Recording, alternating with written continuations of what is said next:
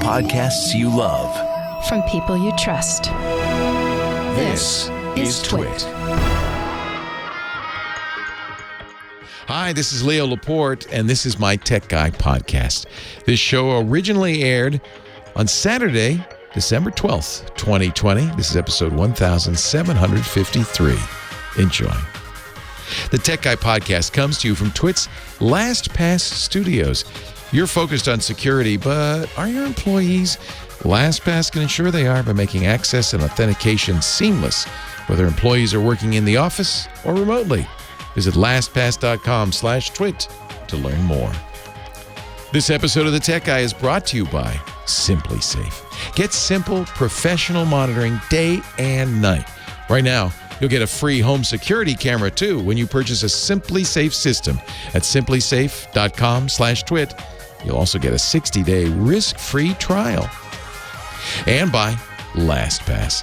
Don't wait till the end of the year to get strong security. Start solidifying your cybersecurity strategy with the award-winning LastPass today. Go to lastpass.com/twit to find out how they can help you. Well, hey, how are you today? Leo Laporte here, the Tech Guy. Yes, it's that thing that happens every week. It's time for Geek Talk. 8888 Ask Leo is my phone number. I'll try to keep it as English-focused as possible. Occasionally, I admit, I lose my cool and I start speaking geek. If I do, slap me around and I'll get back to the normal language. 8888 Ask Leo, that's the phone number. 888-827-5536. Toll free from anywhere in the U.S. or Canada. Outside that area, you can still reach me. But you have to use Skype out or something like that. You know, some sort of tricksy way of doing it. 888-827-5536. The website. And this I give you because it's important to, if you're listening to the show, you don't need to. If you're listening to the show, you don't need to write anything down because it's all going to be there on the website. Make your life a little bit easier. TechGuyLabs.com. TechGuyLabs.com. Now, here's the thing. If you go to TechGuyLabs.com, there's no sign up. There's no charge. You can browse it freely. Every show is there, all 1,753 episodes. In fact, after the show, we put audio and video from the show. So you can go to your question or somebody's question and hear the answer or read the answer because James DeRuvo, our scribe's writing it down. And then if you want to add something, that's the one time where we ask you to log in, and you can do that with, your Google, your Facebook, your Twitter. There's a variety of ways to do it. And the only reason we do that is just to slow down the spammers. Doesn't stop them, just slows them down. We are in an age of streaming. Boy, it really is becoming clear. So yesterday, or Thursday night, I guess I should say, Disney had a long 4-hour event. No, I didn't watch it. 4 hours is a lot of time, in which they showed what they're going to be doing. This is on the heels of Warner Media, Warner Brothers, the movie company, now owned by AT&T, announcing that all of the movies from next year were going to be streamed on HBO Max for free for the first month, even if they're in theaters. Now, I looked at the list of movies that HBO Max is going to get next year, and I think there's some reason to believe that the executives at Warner Brothers looked at them and said, these aren't that good, and so just decided, let's just stream them because it's going to be embarrassing. It's going to be embarrassing anyway, the box office, so we'll just stream them. Besides, at least until, coronavirus is defeated, and it's not yet defeated. There's a light at the end of the tunnel, but until it's defeated, probably movie theaters aren't going to be, great places to try to go. So I think they quite reasonably figure, well, we're going to lose, a good portion of 2021 anyway. Might as well just take the whole thing. Disney announced, oh my goodness, new content Star Wars, Marvel, Pixar, National Geographic, Hulu, FX, and here's the thing, 80% of what they announced, streaming only. Streaming only, not going to be in theaters, not going to be anywhere else, just on streaming. Apple TV Plus took all of the great Charlie Brown specials that we used to watch every year. We did, it's the Great Pumpkin Charlie Brown and Charlie Brown Thanksgiving and Christmas, and they just bought them and said, bye. You're gonna have to subscribe to Apple Plus. Now they relented a little bit and said, all right, we'll let PBS show them for like 2 days during those holiday periods so people can at least see them. Although, man, I don't know if it's the same to watch It's a Great Pumpkin Charlie Brown without ads for Dolly Madison snack cakes, but I guess we'll find out. But it's all moving to streaming is the thing. Now I know, in years gone by, I have said, forget physical media, because the future's all in digital media. People who like vinyl records and CDs and cassettes, they laughed. They laughed at me. They said, oh, Leo, people will never give up their physical media. I like books, too. I do. I have bookshelves full of books. But lately, when I get a book, it's often an audio book or maybe on the Kindle or some other digital form because, well, who wants to schlep books around all the time, right? If you've got a lot of CDs, or I have friends who have walls of albums. That's how old I am. They have walls of vinyl. That's how old they are. And moving is no fun. Those things are heavy. Digital's just taken over. It really has. And now it's taken over in TV, too. I know there's still going to be the people who say, oh, no, Leo, there's no better quality than a Blu-ray disc. Fine. Books aren't going away. CDs aren't going away. Vinyl albums, of all things, are not going away. 8-tracks are gone. Whew, whew. Okay. But vinyl albums are actually outselling CDs now. In dollar volume, anyway. And that's because everything, digital music, digital TV, digital books, that's just, it's so convenient. Now, there's something to remember. You don't own it. Oh, no, you think you own it. You paid for it. Paid, in many cases, the same amount you'd have paid if you'd bought a physical thing. Physical thing you can, hand down to your kids. Of course, you got to move them around a few times before you do that, but you can hand them down to the kids. You can't hand streaming media down to the kids.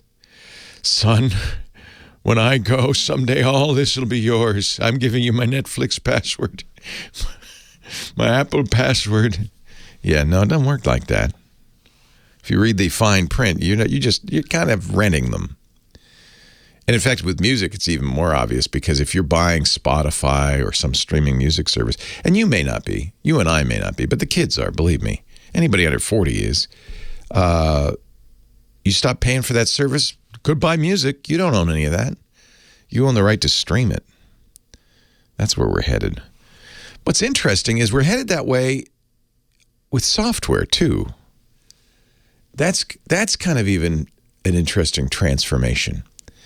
The big game of the year came out a couple of days ago on Thursday, Cyberpunk 2077. Now, if you've never heard of that, ask a kid, and they'll... Actually, though, I think it's mostly middle-aged men who play these games, but I don't... So ask a middle-aged man, hey, sir, what's Cyberpunk 2077? He'll go, oh, it's the hottest new thing. Now, it came out, as all games do, on PCs and Xbox and PlayStation 5, on the traditional hardware platforms.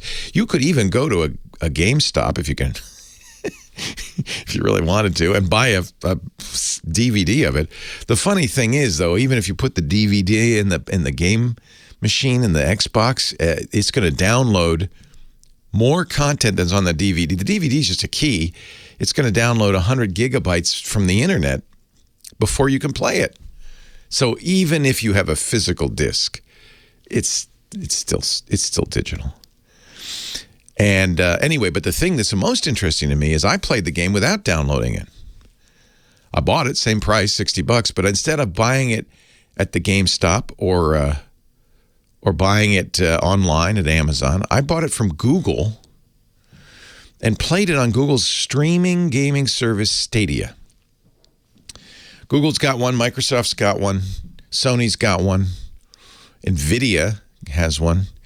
And the whole idea of these is very interesting, is you don't actually have to have fancy hardware, a game machine or a high-end PC. You can't even get some of the video cards nowadays that people want to play with these. You play it on their computer in the cloud. It's running on a server that could be beefier than anything you have at home, and then you just have a little wimpy. I'm playing it on a Mac. It doesn't even work on a Mac, but I'm playing it in the Chrome browser on the Mac, or on my TV.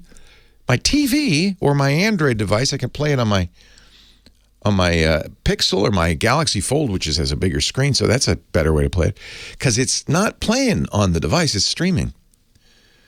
And that's where we're headed now. Of course, all of this relies on high-speed internet available everywhere, and I mean high-speed, really a good connection. Stadia, when I played it, was a little it was a little overloaded, but I think they added servers because it got better. Pretty playable. It's the same thing people say about Blu-ray. Oh, Leo, the quality. You're never going to see the quality built into Cyberpunk 2077 playing it on a streaming. You have to have it on a... And that's true. I'm not denying that.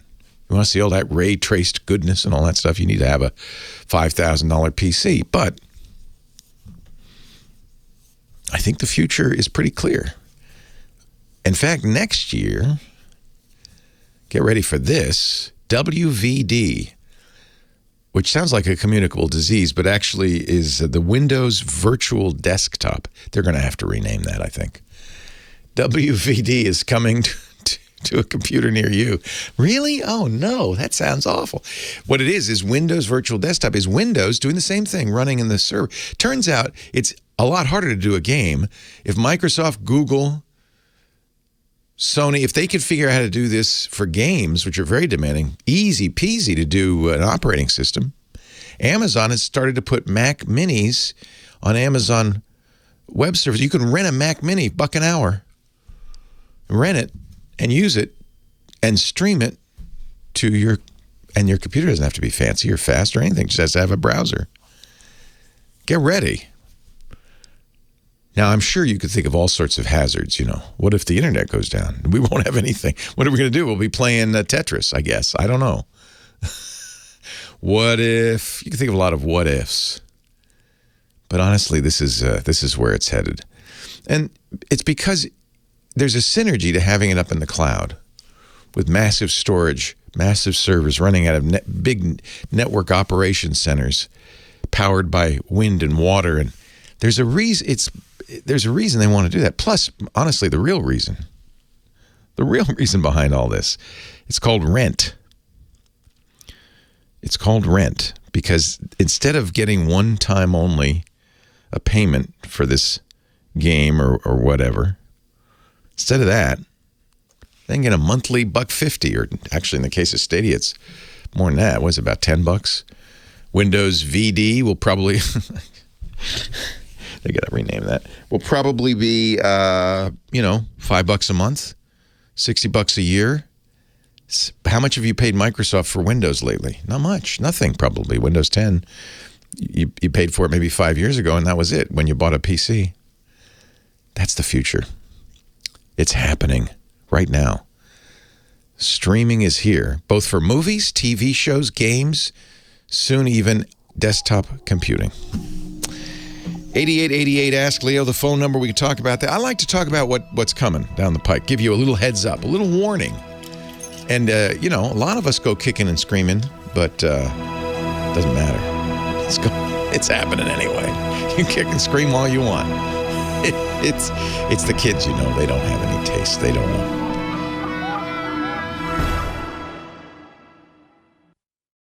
Ladies and gentlemen, boys and girls, children of all ages, it's time for the unbreakable Kimmy Schaffer. Kimmy don't take no Schaffer. She's our phone angel. Hello, Kimmy. Good morning. Good morning. Good morning. How are you? I'm okay. Oh, I can't say good morning. I've already been reprimanded about that. I got to stop doing that. Good day. Somebody reprimanded you? Not me. Who said? Somebody on the phone. Oh, on the phone. Oh, that's all right. Yeah, because in New Orleans, it's afternoon. In some of the places that this show airs, it's evening. It's the middle of the night. You never know. So that's why I say, well, hey, how are you today? Because I don't know. So hello. I'm thrown off because I'm looking at the back of your head. Sorry. Nothing wrong with the back of my head. I just want to say, distracted. When the telephone was invented, there was no hello. We didn't know what we were going to say, right? In some countries like Italy, they say pronto. Yeah, they do. Yeah, we didn't know what we were going to say. Alexander Graham Bell, the inventor of the telephone, wanted it to be, this is what he wanted you to say when you picked up the phone. Ahoy, hoy. Okay. Ahoy, like ahoy. Like ahoy, like people on boats? Yeah, like people on boats. But he didn't want just ahoy. He wanted ahoy, hoy. Are you glad that we don't say ahoy, hoy? I'm very glad we don't say somehow, ahoy, hoy. And this remains obscure in the annals of history, but somehow somebody came up with hello. But it wasn't normally when you would walk down the street and you saw somebody, you wouldn't say hello. You could say, what's up? What's up? What's up? What's up? You got Leo. What's up? You could say, howdy. Are you one of those people that answers the phone? Schaffer here. How do I pick up the phone? I don't pick up the phone. Yeah. Well, that's the funny thing. You might as well say ahoy hoy because I pick up the phone here so much to the point where my mom called while I was here the other day, and I was like, the tech guy, and she just busted That's out what you laughing. say. You say the tech guy, and they go, who? Who should I talk to first? Let's go to Jeff in Cedarville. Jeff. Ahoy hoy, Jeff. Ahoy hoy. Ahoy, Leo. Leo Laporte, the tech guy. How are you? I'm very good. Before I get on to my main question, do you have new spliced-in sponsors in your podcasts?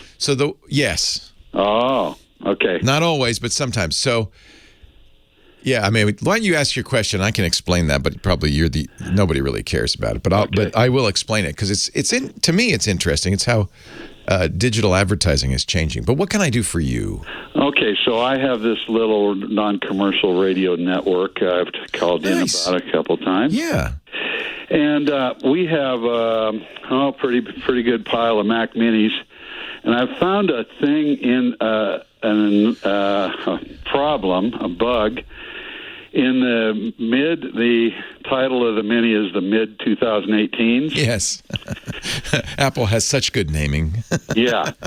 And I bought one of those early 2020 and got That's all you could get in 2020. Yeah. Okay. Right. Yeah, until now. So I got 3 of those, and a year or two ago this problem cropped up where the audio analog out of the headphone jack would go silent after an indeterminable, hard to determine amount of time. And then after it went silent, you could detect a very high frequency, probably 10K. Oh, that's not good. All right, so normally there's 2 ways this can happen, and a lot of problems with a computer can be broken down to either hardware or software. Audio has a driver, it has, what speaks to that speaker port, but the high-pitched whine sounds like there is a hardware flaw. So here's what you do. You don't use the analog converter in the Mac. You get a DAC, a digital to analog external converter. It connects via USB. You'll get better audio. And you won't get that weird failure and whine. Now, if a DAC doesn't fix it, then maybe it is a software issue, but I don't think it would be. So you can spend a complete range of choices on DACs. You could spend $10 and you could spend literally $1,000 because audiophiles like these digital analog converters, they like to have the best quality. So you understand the audio, everything going on in the Mac is all bits.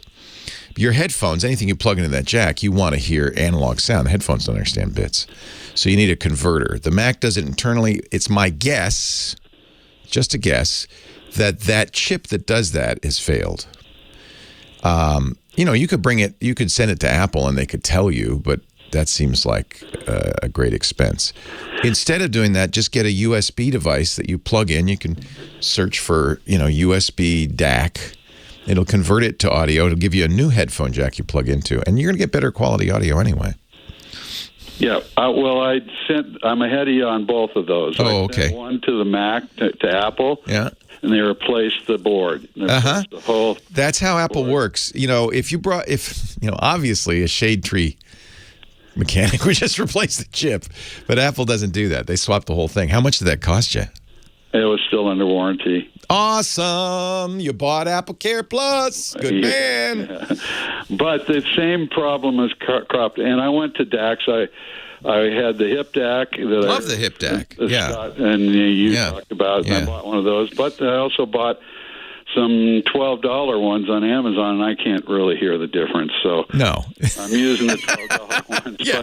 But I have 3 Macs now that I can't use audio out, and I haven't found anything. This has happened to more than one? Yeah, I have 3 mid-18 Mac Minis. Oh, that's bad. Are they all under warranty? 2 of them still are. That's bad. That means there's a flaw. Right. All right. And I figured maybe your brain trust had heard of this. I don't see anything new to me about it. So the way Apple works is they never admit to the problem unless enough people report it. Then they go, oh yeah, and they do a recall. Right. And if fortunately, I would get the 2 under warranty repaired. That's on Apple.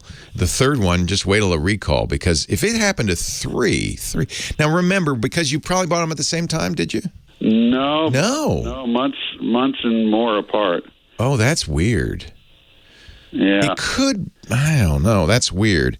I would think that others would have reported this. It's been around long enough. Although yours, because of when you bought them, were made more recently, it may be that we're just going to catch up and hear this.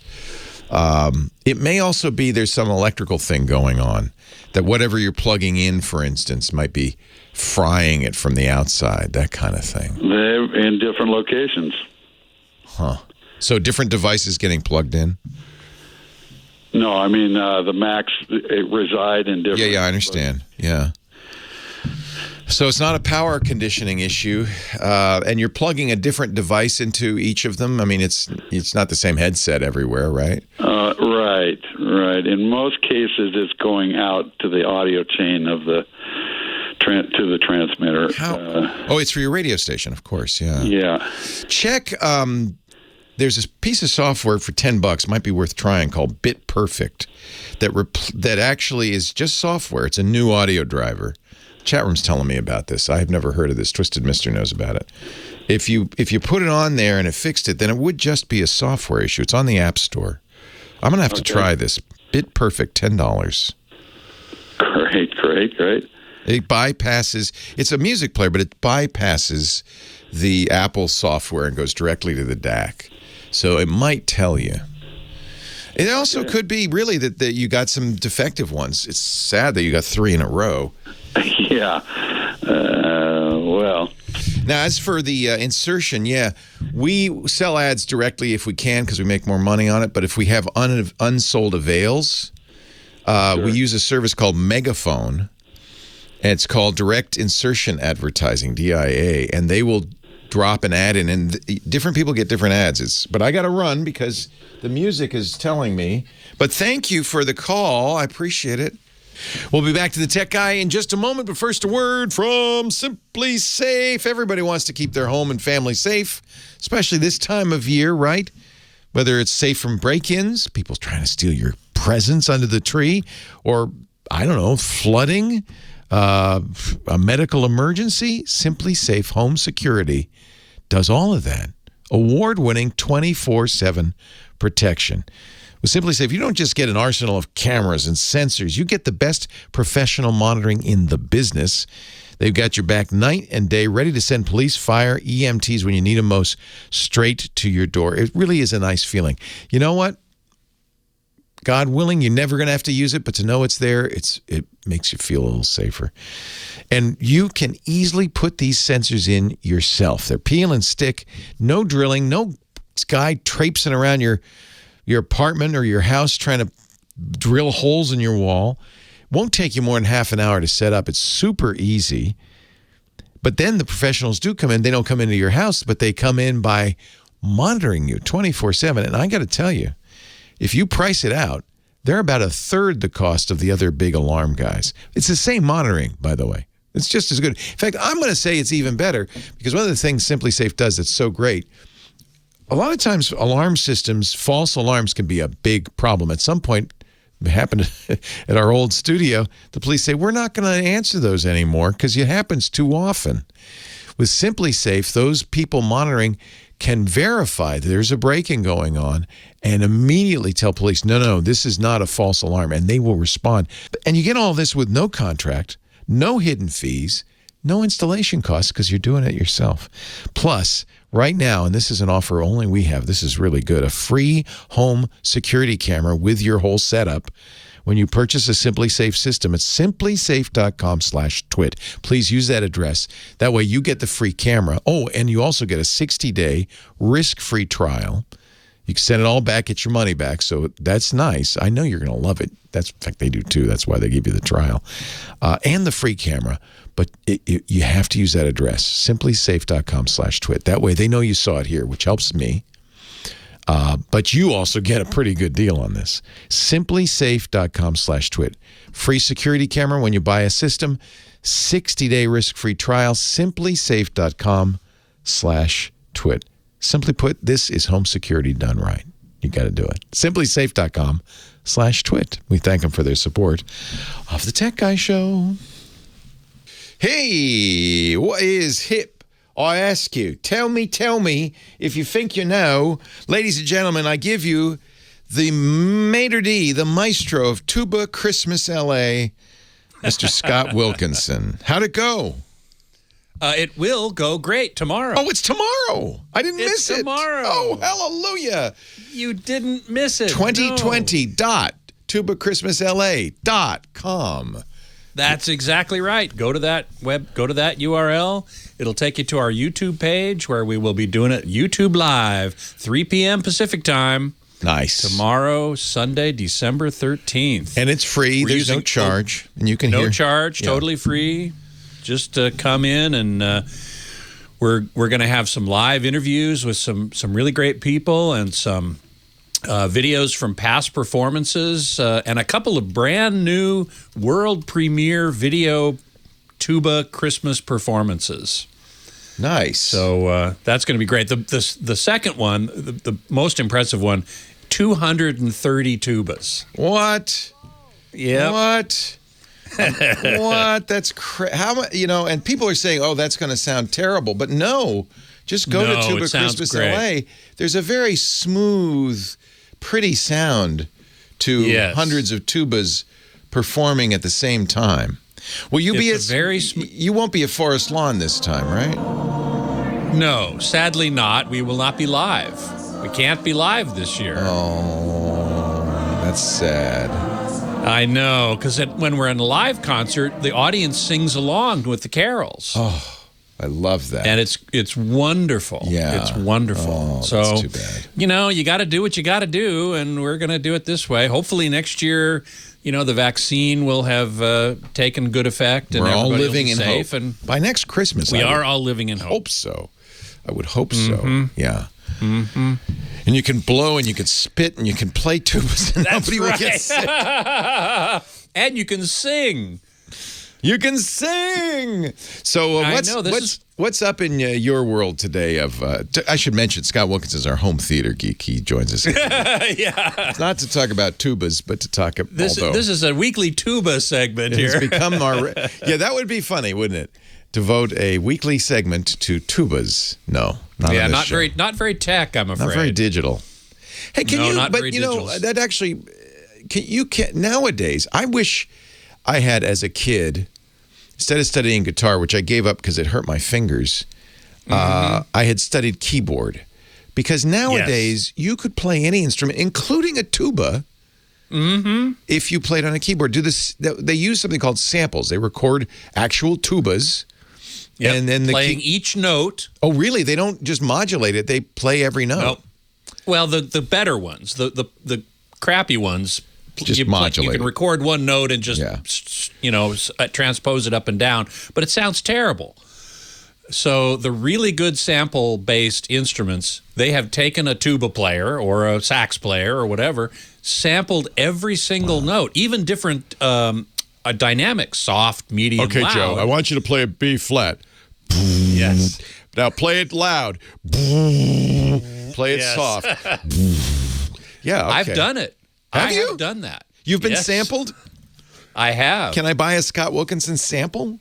It might be in some synthesizer somewhere. That's hysterical. So is it pretty good? Yeah. I mean, if I were playing, I wish I'd learned keyboard, because then you could play every instrument. You could be a whole orchestra. That's right. That's right. You could. It sounds pretty good, and a lot of composers will use a MIDI orchestra, which is what this is, a sampled orchestra, to compose. Put together at least a sense of what it's going to sound like. Right. In some cases, that's what's used on the final product, on the movie or the show. Not movies usually. They usually use live musicians. Yeah, still they in have movies, a sound stage and they have a budget. But I would bet a lot of pop songs where you hear violins or horns or. Violins in particular. Yeah, it's all sampled. I'm sure. It's amazing. Which is a problem for live musicians. Yeah. Because once they don't sampled, get as much work. Never hired again. I know. I actually wrestled with this, ethically for myself a little bit because I thought, if I get sampled, if you hadn't done it, some other, tuba some player, other euphonium player would have. Some renegade euphonium player, just a scab would have crossed the picket line and said, "I'll play. I'll do it." Yep. It's true. It's absolutely true. Absolutely true. Pretty soon. But anyway, yes. Can they sample singing? Could Joanna be put out of work, your wife? That's very, very hard. That is much harder to do because how can you sample every syllable that one might sing? Yeah, you don't know what and then put them together. Yeah. It doesn't sound natural at all. No, computer singing. On the other hand, you don't have to be able to sing because of auto-tune. They can make you sound like you know what you're doing. Exactly, and that is used a lot these days. Way too much. And that I object to. I think people, if you're going to be a performer or a singer, you should learn to sing well. Yeah. It's just no two ways about it. So, the whole digital music scene is very interesting. That was my full-time occupation for many years before I got into consumer electronics. Do you want to hear some computer singing? This is a website called Vocaloid. They do Vocaloid, yes. They do computer singing. It's a vocal simulator. It's not sampled. Yeah. It's not bad. I heard it many years ago, and I'm sure it's improved since then. There we get into the issue of the uncanny valley. And I won't go into all right, let me see if I can find some singing. There's a guy talking mostly. Afraid because I want to hear it. You can see how much is available. I want to hear it. I want to hear some music. Now I'll write in some lyrics. I'll write something that harmonies and various background singers. Well. He's just talking. And play some singing. To do this is to simply we want to hear what it sounds like. Yeah, maybe that's a bad sign that most of it is. here's some chill out. This is a chill out demo, man. This is a that's synthesized, but I want to hear the singing here. Let's see. Yeah, it's I was talking at the beginning of the show about how. So there's kind of background. So that's a computer, but that sounds like it's synthesized. They're not lyrics. It's just. And you can definitely hear it's you can tell not it's a real synthesizer. Voice. Yeah. But we were talking about how streaming and the world is changing very rapidly. It's not a matter it's not a matter of, would they ever be able to do it? It's just a matter of, is it going to be this year, next year, or 10 years from now? Already, we're seeing movies with digital actors. Yep. Not very good, but they're getting there. They are getting there. It's just going to get better. Yeah. It's just going to get better. I mean, we're at the beginning of a lot of things. For example, just this week, I saw a webinar. I was in a webinar about a holographic little display that you can put on your desk. Yeah. From a company called Looking Glass Factory, and it's not really holographic. It is holographic, but it doesn't use lasers. It uses something called light field. Oh, we saw those at CES in January. Yes. Yeah. Correct, but this is new. This is not what we didn't see this one at CES. This one, you can take a picture with your iPhone, which contains depth information. Right. You wouldn't think so, but it does. Oh, yeah, these things and have then LiDAR on the software back of them now. Correct. Yeah. Correct. With the new iPhone 12, you have LiDAR on the back, and it actually captures depth information. You put it through the software that comes with this little thing called the Looking Glass Portrait, which is on Kickstarter now for like $300. Oh, it's not terrible. And now you have a 3D kind of And now you have a 3D holographic picture, and you can wow. Yeah, and you can do movies that way. But again, it's a 3-inch or 5-inch. Just remember, 6-inch your first display. video game was Pong. Exactly. And see how far we've come in 30 years. Scott Wilkinson. Exactly. He's our home theater geek contributor at techhive.com. Joins us every week to talk home theater. Don't forget Tuba Christmas LA tomorrow, 3 p.m., 2020.tubachristmasla.com. I love it now because we can promote Tuba Christmas, but it's everybody in the world can see it. They don't have to go to Forest Lawn. I miss doing the live concert for sure. But having anybody in the world be able to tune in is really, really great. I'm super happy about that. Sorry to have hijacked your segment. No, it's totally fine. It's totally fine. I was going to talk about the Looking Glass Portrait and also the other. Well, there you go. We got it in. So I managed to get a little bit of that in, and that's fine. The other thing was Samsung announced the 110-inch wall is going on pre-sale. I in know, Korea. but they didn't announce a price. Yes, they did. Oh, what? $156,000. Oh, that's a lot more affordable than I thought. 170 million won. So here's what we're doing to Lisa and I, right? We, I was thinking I would like a direct view TV. We have that wonderful Hisense projection 100-inch screen in our living room. But now that I've beefed up the surround sound with ELAC speakers and everything, and now I'm thinking it'd be nice if I could have a. And so I looked at the 77 inches, and I guess. But 100 inches... 77-inch OLED? Yeah, there's a big difference in a 77-inch OLED and a 100-inch projector. That's true. That's true. So I'm going to wait, because I think micro LED, it might be 10 years, but at some point I'll have a 100-inch TV. I don't think it'll be 10 years. I think 10 years it'll be less than that. Yeah, and it'll be direct view. It'll be 4K. Direct view, 4K, perfect blacks, perfect viewing angles, super bright. $156,000 is still a lot of money. Yeah. I'm not talking about that. But if they get it down to $10,000 or $5,000, then it won't be a problem. Yeah, and I think they will, right? Yes, they will. Well, I guess what's unknown at this point is manufacture of micro LED. See, micro LED has this problem, this manufacturing problem. It's very difficult. It has to be perfect. In what other manufacturing sphere does the product, the end result, have to be perfect? Right. No flaws. Right. So that's a problem. But my general maxim of digital versus analog technology is once you perfect a digital manufacturing process or a chip or something like that, its price is going to fall with scale. As you can then stamp out 1 million of them, no problem. Analog electronics, on the other hand, good, high-quality analog electronics will always remain expensive. Yeah. So I'm figuring, I decided, okay, I'm going to wait. I love our Hisense, and we'll just wait. In 5 years or so, I bet you 5 years easily you'll replace be able to it get with a micro LED. It's got to be affordable, obviously, but yeah, exactly. 110-inch. This wall that they're selling or they're taking pre-orders now, it's going to be available worldwide next year, is the same size as 4 55-inchers. And they've got a mode where you can put four 55-inch. Football will be fun. Yeah. Whoa. Yeah. So I built in this center channel up above the TV, and I left extra room. So if we go to 110, I can fit it in. You'll fit. Good. Glad to hear it. Planning for the future. Can you stick around to the top of the hour? Sure, no problem. Okay. By the way, can you hear my new fidget spinner? What? You've got one now? I've got a new one. Oh, that's a good one. It's quiet. It's a really high quality one. Yeah, it's super quiet. Yeah, because you can't hear mine either.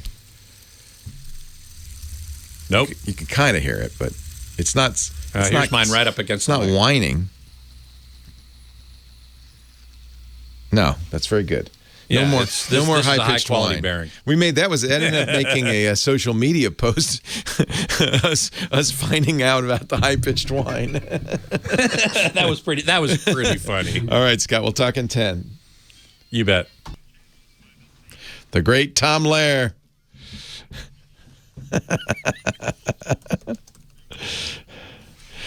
Tom Lehrer,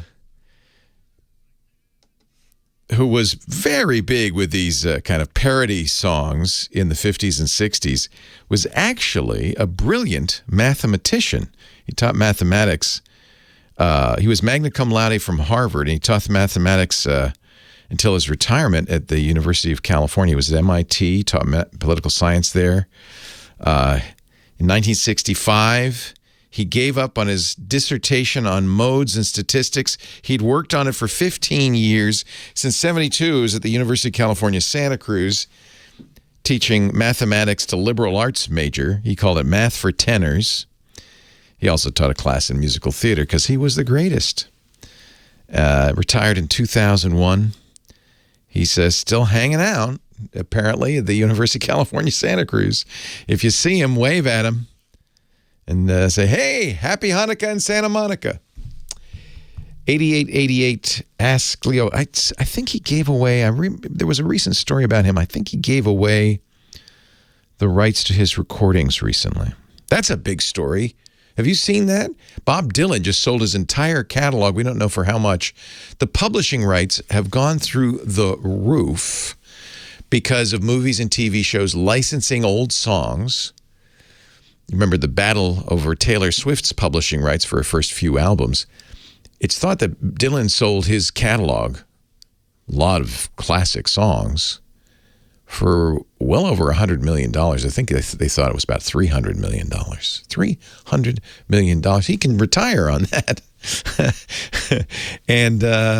But expect to hear a lot more Dylan songs during commercials and in movies. It's a apparently very lucrative investment. $300 million for Stevie Nicks sold her songs. Yeah, it's interesting.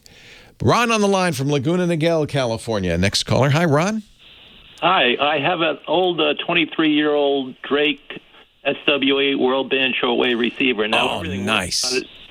I know, I like it, but the only thing that doesn't work is single sideband ham radio operators. That's what I like, but I can't hear them anymore. Do you know of anyone that knows how to fix it? Because Drake doesn't work on that model anymore. You're kidding. That's probably analog, right? I don't know what you mean by it. It's got tubes in there, or is it transistors? I don't know. It's the SW8. It's like 23 years old, and it's a metal cabinet with a whipped antenna. And I like to listen to ham operators, and I can't anymore. So, do you know what kind of a radio I should buy? There's a lot of single sideband radios out there.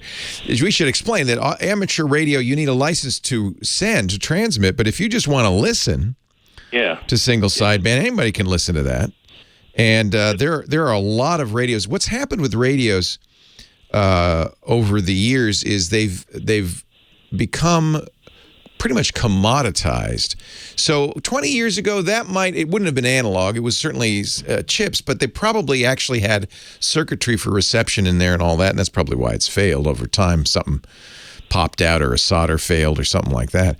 But nowadays, a lot of times what they do is software-defined radios, where the radio is the same depending on any band, and then they just do software to decide what band it is. You can get a single sideband receiver, for nothing, $20. Eton makes a lot of great little shortwave and sideband radios. I'm familiar with them. There's also, though, a huge market in kind of Chinese stuff with names I'm not familiar with, but they're very, very cheap. So I would just do a quick search. I don't think it matters what brand, in other words.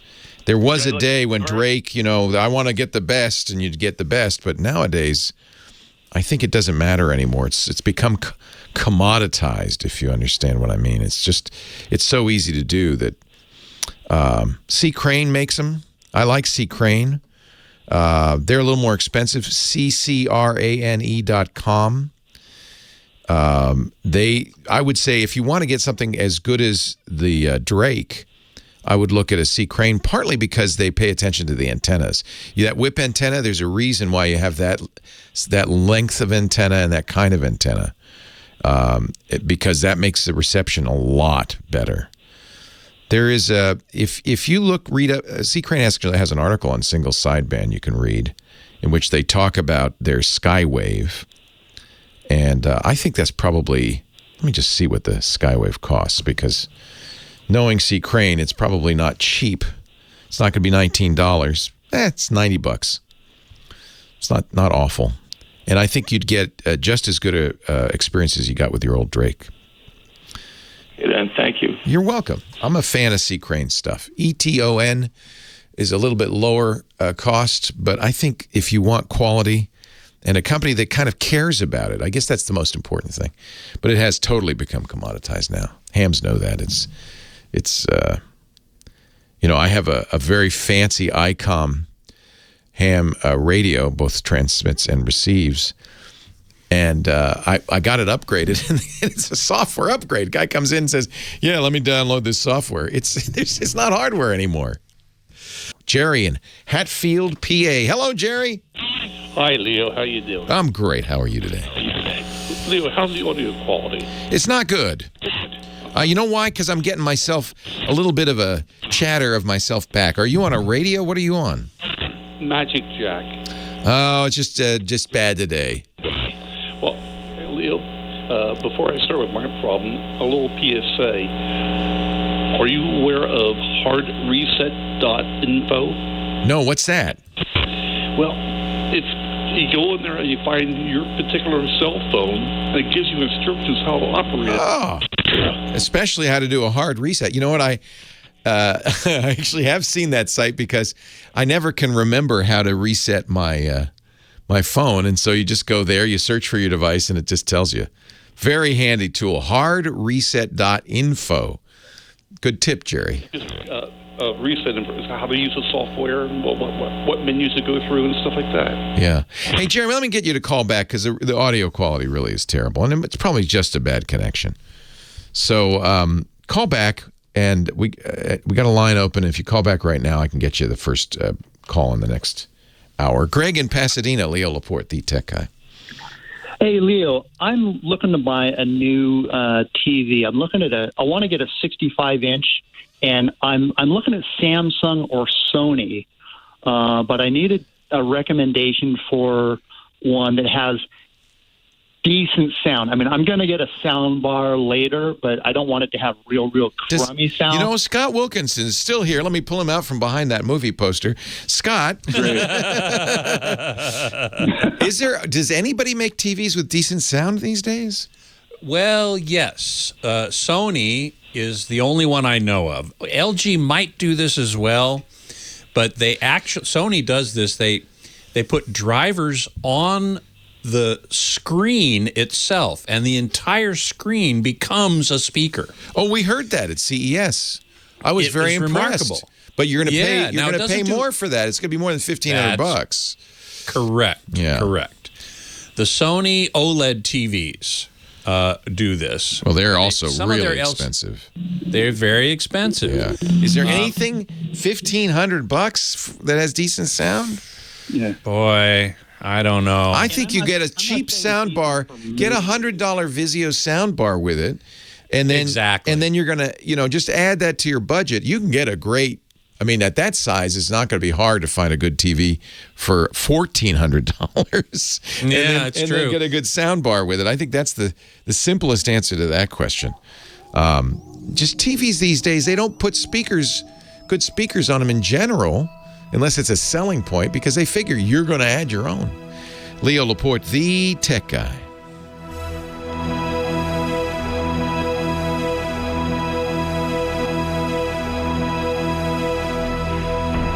Sorry, I had to break there, but I think that's the answer Scott would give, right, Scott?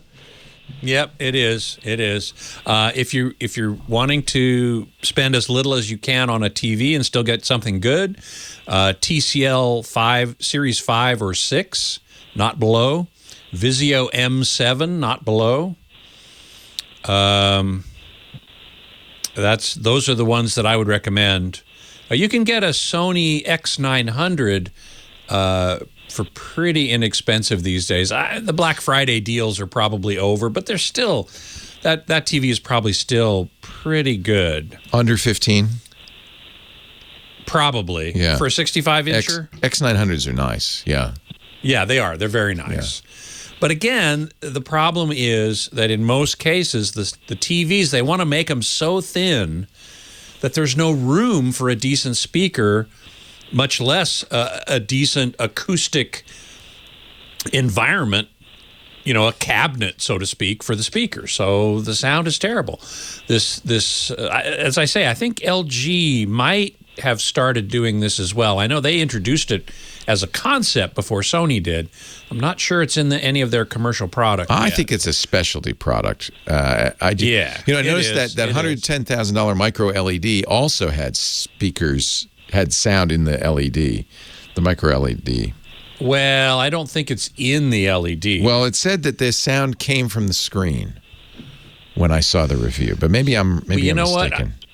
I'm going to have to look into that because I don't see how you can make a micro LED array vibrate like a speaker. Right. The way Sony did the one we saw. It's an OLED panel. It's a flat panel. Right. And how did they get the sound? Actuators. The panel itself was the speaker. Correct, because it has little vibrating actuators behind it. That's crazy. And, I have a first-generation Sony OLED, and when I reviewed it, it's remarkable how good it is. So the 110-inch micro LED's dynamic audio experience is just as immersive as its videos. It includes an embedded majestic sound system that delivers breathtaking 5.1 sound with no external speaker. And its Object Tracking Sound Pro feature identifies objects moving on the screen and projects the sound to follow the action. I don't know how they're doing that. I don't know how they're doing that either. This is something I must research. That's cray-cray. But I guess if you're spending $100,000 or $150,000, $156,000, you're going to better expect something pretty great. Yeah. Yeah. There's no speakers, but so that's it's for people who just want a wall that does it all, right? How can they get? I bet they cut holes in your wall is what they do. I don't know how they do it. I'm reading the press release. You're reading the press release from Samsung? Yeah, that's that paragraph. An embedded majestic sound system. Yeah, see, I that could mean any one of a number of things, but in all the pictures they show, there's no speakers. There's no speakers. No, it comes from the screen. I'm going to have to contact Samsung and say, hey, how do you do that? How are you doing that? Because I know with what's called the Onyx, which is their commercial cinema version of this display, they have speakers, actual speakers, around the screen. They're not embedded in the screen. They're around the screen, and they're using psychoacoustical processing to make it seem like the sound is coming from the screen. Right. They might have come up with something new here. I don't know. It's interesting because that's quite interesting. The sounds follow the objects on the screen is wild. Right. Well, which is what most theaters do anyway, with speakers behind the perforated screen. Right, but these are not perforated, when you have a projector. Obviously. But this is not perforated. When we saw the wall, where was the sound coming from there? Was it coming? From speakers around the screen. So maybe that's what they're doing. That's kind of what I'm thinking. But if that's the case and you don't see any here, then they're suffering the same problem as TVs that we just talked about, which is putting speakers around the perimeter. But this is a very thin thing, so they can't be very big, so they can't be very good. Yeah. It's quite mind-boggling. So the only way I could see to do it is if they somehow turned that panel, that array of micro LEDs, somehow make it such that it can vibrate well. and accurately and put some transducers in there, but the transducers have to be able to move a certain distance, so maybe it's not quite as thin as we think. I don't know. That's a super good question. I am going to have to contact Samsung and get to the bottom of this. So, meanwhile, I guess I have a little time left, and it's so good to see you all here. Loquacious, always a pleasure to see you. And everybody else. Let's see. Tokyo Tony says, I bought a TCL 5 series last year, and it suffers from the dirty screen effect, where I see dark splotches whenever the video is showing a solid color like the sky. Ooh, that's too bad. That sounds like a defect to me. That's not the screen. That's bad. That's macro block encoding. That's bad encoding. Well, yeah, it does sound like macro blocking to me, but it shouldn't be dark splotches. It should be maybe solid splotches. But a 5 series is FALD, and it's undoubtedly got 10-bit processing. Now, if you've only got an 8-bit signal coming in, standard dynamic range, then depending on its processing, it might cause that. But if it's dark splotches, really dark, like seriously darker than the solid color around it, that doesn't sound right. Richard C, do I remember the Mellotron? Of course I remember the Mellotron. One of the earliest pseudo-electronic instruments. Every key, when you pressed a key, there was a loop of magnetic tape that played a sample. It was the earliest version of a sample. It was an analog sampler because each key activated a loop of magnetic tape with a recording on it. And that's how it worked. It was amazing. Davey Dam 3, good to see you. Like shade, Tokyo Tony says. That doesn't sound right to me. I mean, I see macro blocking sometimes as well, especially when the bit depth is lower coming in. But it doesn't look like shade. It is kind of a pain in the butt to exchange a TV. Where did you get it? Did you get it online? Did you get it delivered, or did you pick it up at a local store? This is one reason I like local stores, is even though it's a pain to take it back to the local store, it's easier than it is to ship, in my opinion. Even if you have a good TV, though, if the encoding is bad, you're going to see... Correct. I think he's seeing macro blocking, and you're going to see that if it's bad encoding. I mean, it's just... True. That's a good question, Tony. Do you see it on everything or only certain things? The fact that he's saying it's in solid dark colors tells me it's macro blocking. But I'm a cynic. Scott, thank you. Have a wonderful week. Good luck tomorrow. Thank you. Everybody tune in. Well. 2020.tubachristmasla.com. Take care, Scott. Thanks, Leo. Well, hey. How are you today? Happy holidays. Leo Laporte here, the tech guy. Happy Hanukkah. 8888 Ask Leo, the phone number. If you've got a question, a comment, a suggestion, you want to talk high tech, that's what we do here.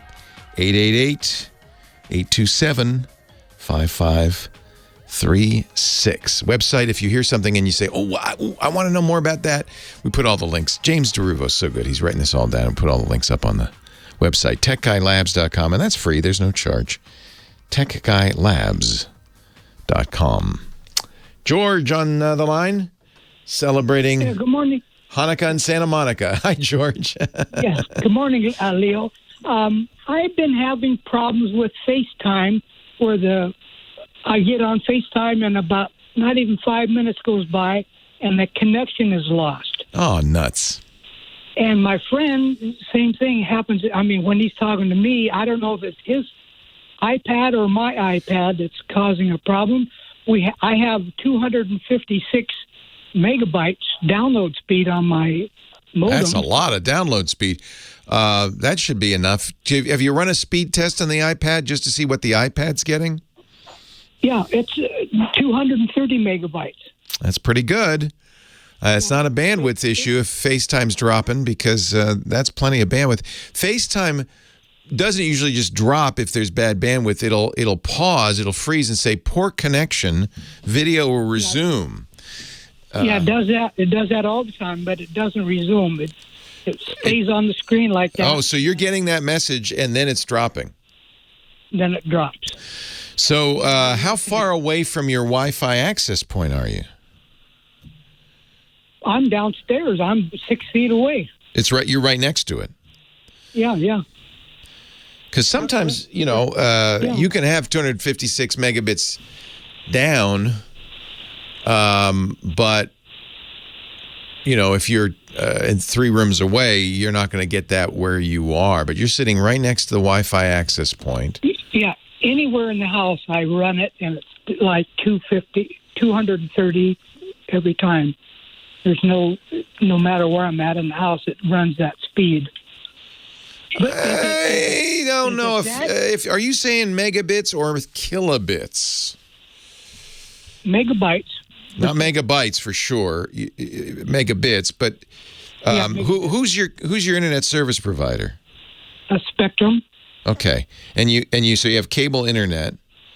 Yes. Huh. I mean, you have plenty of speed, but the fact that it's saying poor connection means that the iPad, for some reason, thinks you're not getting great bandwidth. I don't know. Have you tried resetting the iPad? Turning it, not merely blanking the screen, but turning it all the way off. Slide to turn off and turn on again. I reboot. I've done the hard reset. Oh, you've done all that. Okay. I do that all the time, and it's not that. And I thought maybe FaceTime is having a problem with some of their. It could be. I use FaceTime to.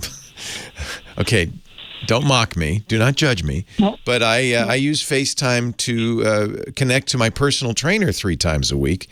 I sit her on the seat of my stationary bicycle, and she tells me what to do.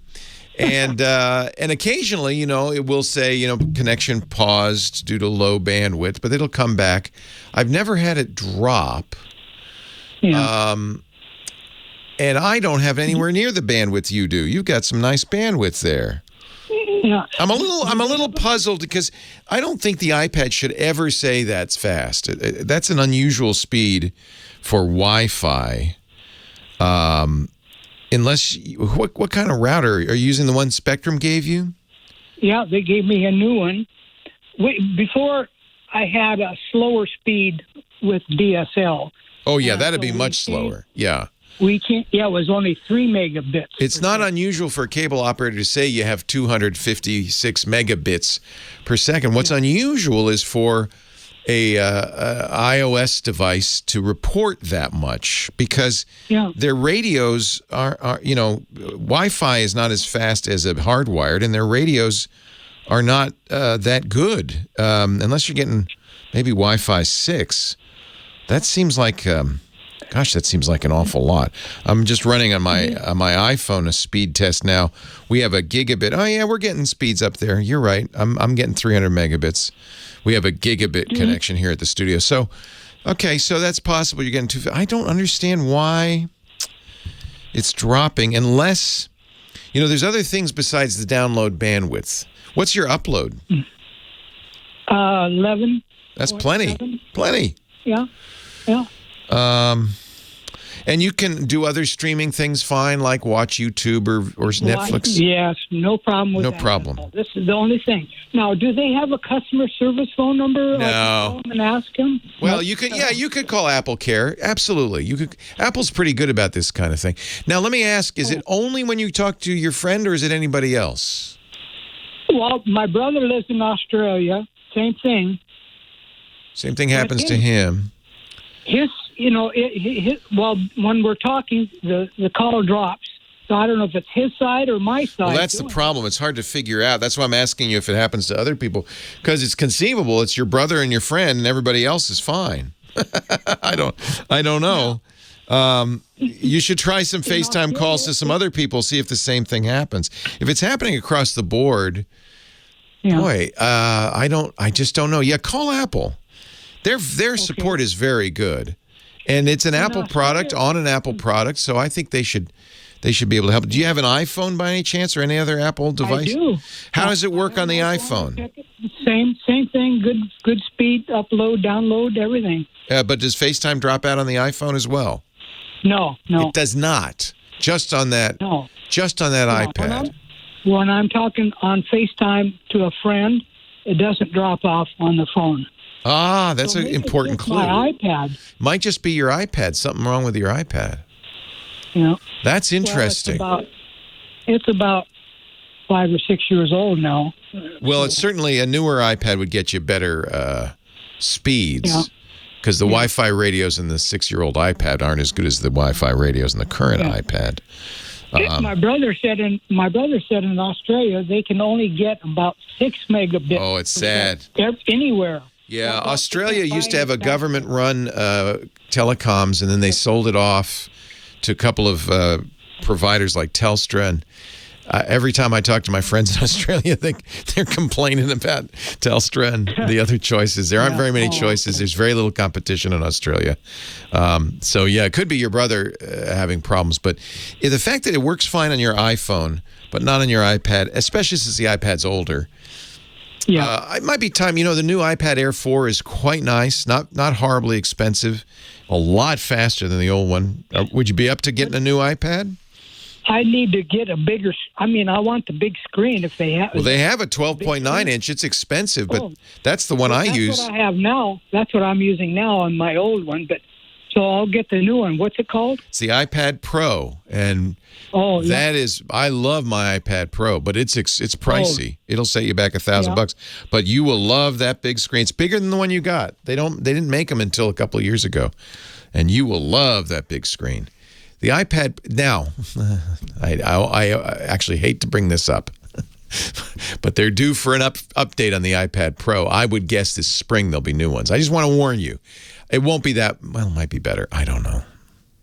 The current iPad Pro is a couple of years old, so they're due for an update. I would call Apple. It is 6 years old. That's a pretty old iPad. I think you're going to get a better result. The iPad Air is the standard 11.9 inches. But as I said, if you really want a big screen, the iPad Pro, 12.9 inches. And if you really want to enjoy it like a laptop, get their Magic Keyboard. That's another couple $100. But that really turns it into essentially a laptop. It's a pretty nice combination. About the same cost as a laptop computer. In fact, it's more than the MacBook Air, which is $1,000. That'd be the other way to go. You get a 13-inch screen. In fact, probably these days, instead of getting an iPad Pro, unless you really like the iPad ecosystem, the new MacBook Air at $999 has a bigger screen. It's about the same, really, but a keyboard built in. It's going to cost you less. And it has the new Apple M1 chip, which is actually a faster version of the chip that's in that current iPad Pro. So that's the choice. I would take a look at the iPad Air. Very thin, very light, very, very fast. Apple's confused things a little. Usually Apple, it's very clear, you know, I got this much to spend. Okay, this is what you get. Apple's kind of muddied the waters a little bit. I think it'll all settle out over the next couple of years, but right now it's a little swirling. Our show today, thank you for the call, but that doesn't sound right. You got tons of bandwidth. Maybe a new computer. Leo Laporte, the tech guy. Oh, what a night. That was a cold December because, of course, the month before the president had been assassinated, and I think we were probably still pretty grim, pretty gloomy that Christmas. Oh, what a night. Leo Laporte, the tech guy. Question posed by our musical director, Professor Laura. Thank you, Professor Laura. Brent in Riverside, California. Hi, Brent. Hi, how you doing, Leo? I'm well. How are you? Good. So first time calling in. Just wanted to get your thoughts on a desktop. I haven't had a desktop in years. I've been using laptops for a while, but the main reason for this is, well, one, for everyday use, but I lost my wife earlier this year. I'm sorry. And, I'm so sorry. Thank you. I appreciate it. But I've got photographs in a whole bunch of different locations. I've got. Oh, now's the time. Yeah. If you can bring yourself to look at them, I'm sure there'll be some teary moments, but Yeah, let's get those all together. Yeah. Yeah, and that was the purpose. I wanted to get, the laptop that I have right now is I've really just got kind of cheap laptops just to use for our basic stuff, but I want to get a computer that has enough room to be able to start moving all these photographs into one place. And I know also I want to do a cloud backup. I've got OneDrive right now that I have some stuff on there, and I use Google for the stuff on my phone. But, all the memory cards, obviously those are not backed up. So wanted to get your thoughts on a good desktop computer that will be able to store all of these photographs and a good cloud backup for all of them. Yeah. This is because these are important. Photos are always important. I'm going to also give you one more thing that you're going to want to get, but I'll get that at the end. So you're a Windows guy? Yes. Okay. In general, PCs are pretty commoditized at this point. I personally like Dell. That's what we bought our editors. That's what we buy the business office. They make some very nice desktop computers. But the computer itself, the desktop computer, really what you care about is a nice screen and a lot of storage. And the rest of it, doesn't matter. You're not going to need a video card unless you're playing high-end video games. Your processor can be, you don't need to get the fastest processor out there.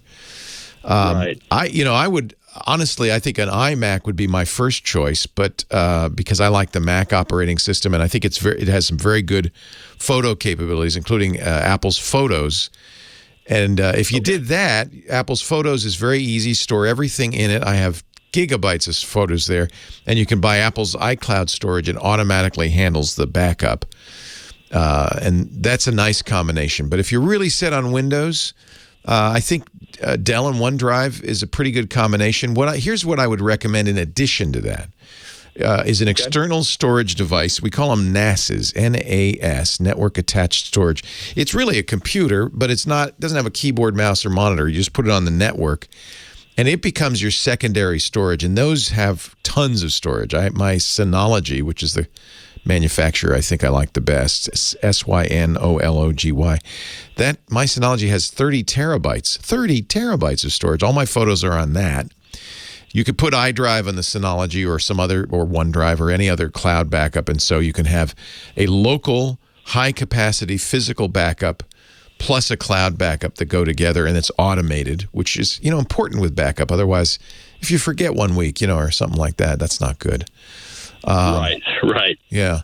And then the additional device I would say look at is a Google Home with a screen. They call them Nest Hubs. I would get the Nest Hub Max, and I'll tell you why. I use it as a little slide frame. If you upload and this is a good secondary backup, upload everything to Google Photos.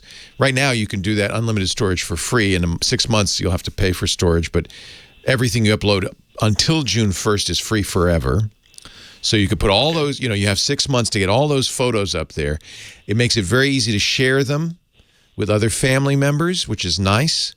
But then it has this extra benefit. On my Nest, I say, I want all pictures of my wife, me and my wife.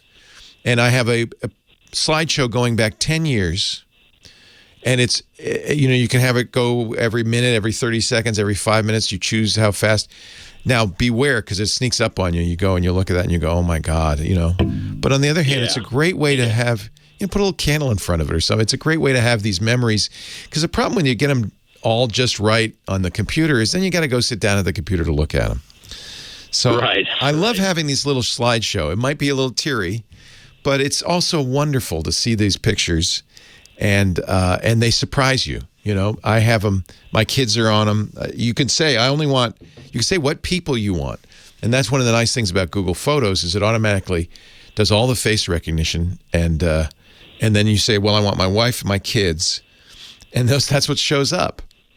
And it goes back, I have digital photos, as I imagine you do, going back at least 10 years. It's really a nice... Yeah, even longer than that. Yeah, exactly. So it's a really nice thing to have. So I guess that would be my kind of complete set.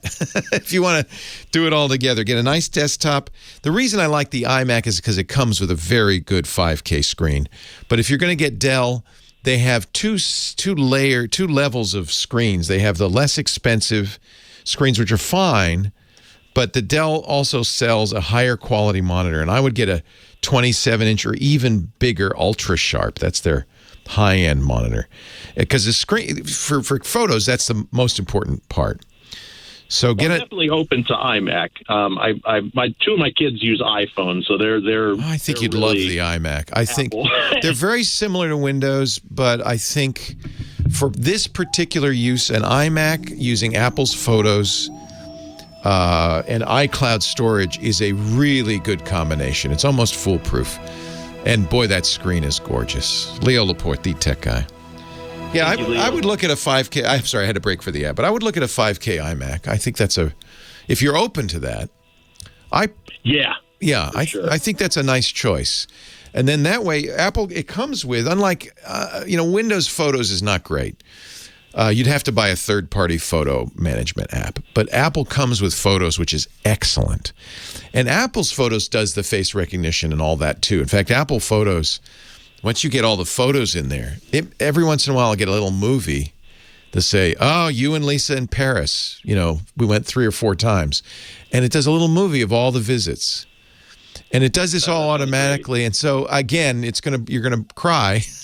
But it's very touching. It's beautiful, and it's like there's little elves actively in the background working to create memories. So I think it would be really nice for you. Now, because on my phone, a lot of my photos are Google because I use an Android device. Is it fairly easy to upload those to the iMac, even though they're 2 different operating systems? Yeah. If you don't, yes. Ideally, you wouldn't download them from Google, but if that's the only place, get them from there, because Google compresses them a little bit. They're not bad, but they're not the originals. If you had the originals, I'd store those on the iMac. So wherever you have originals, collect them all onto the iMac. And you can, that's easy to do. That's not a problem. I do have the originals. I keep a memory card on my phone. Beautiful. So that I can upload from there. It's a snap. Then you take that, you have a card reader, you put it in the Mac, you copy those photos out.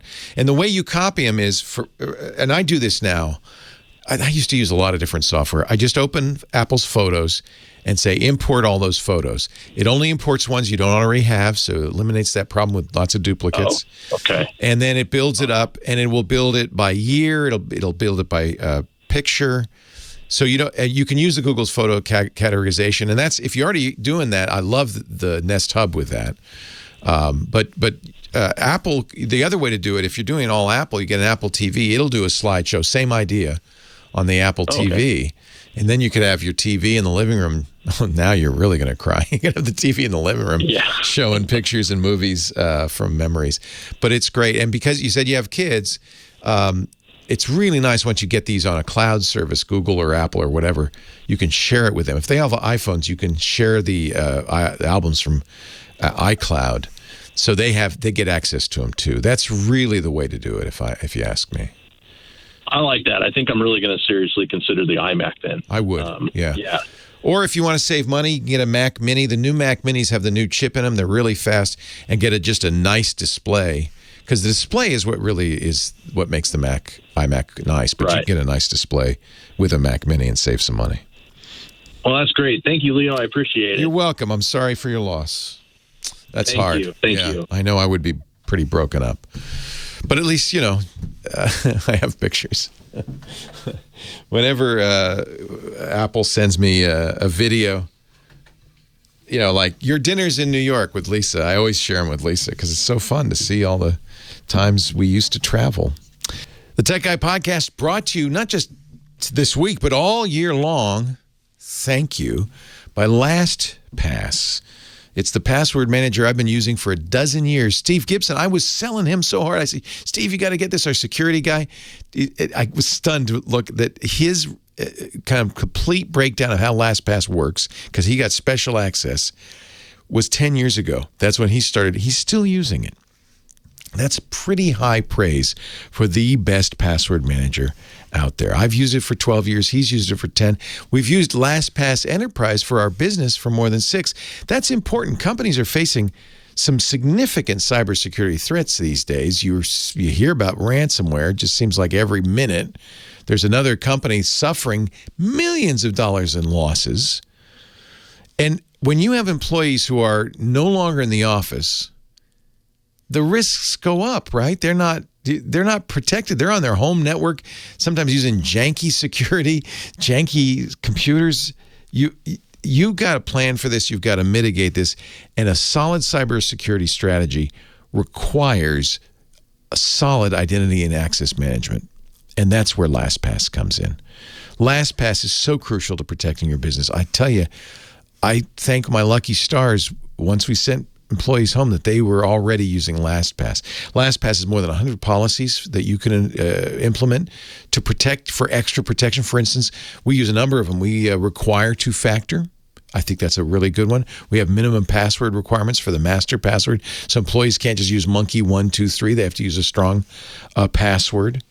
LastPass integrates with whatever your company's, source of truth is, with LDAP or whatever, so that you can easily onboard users and sync groups and revoke access when the time comes to.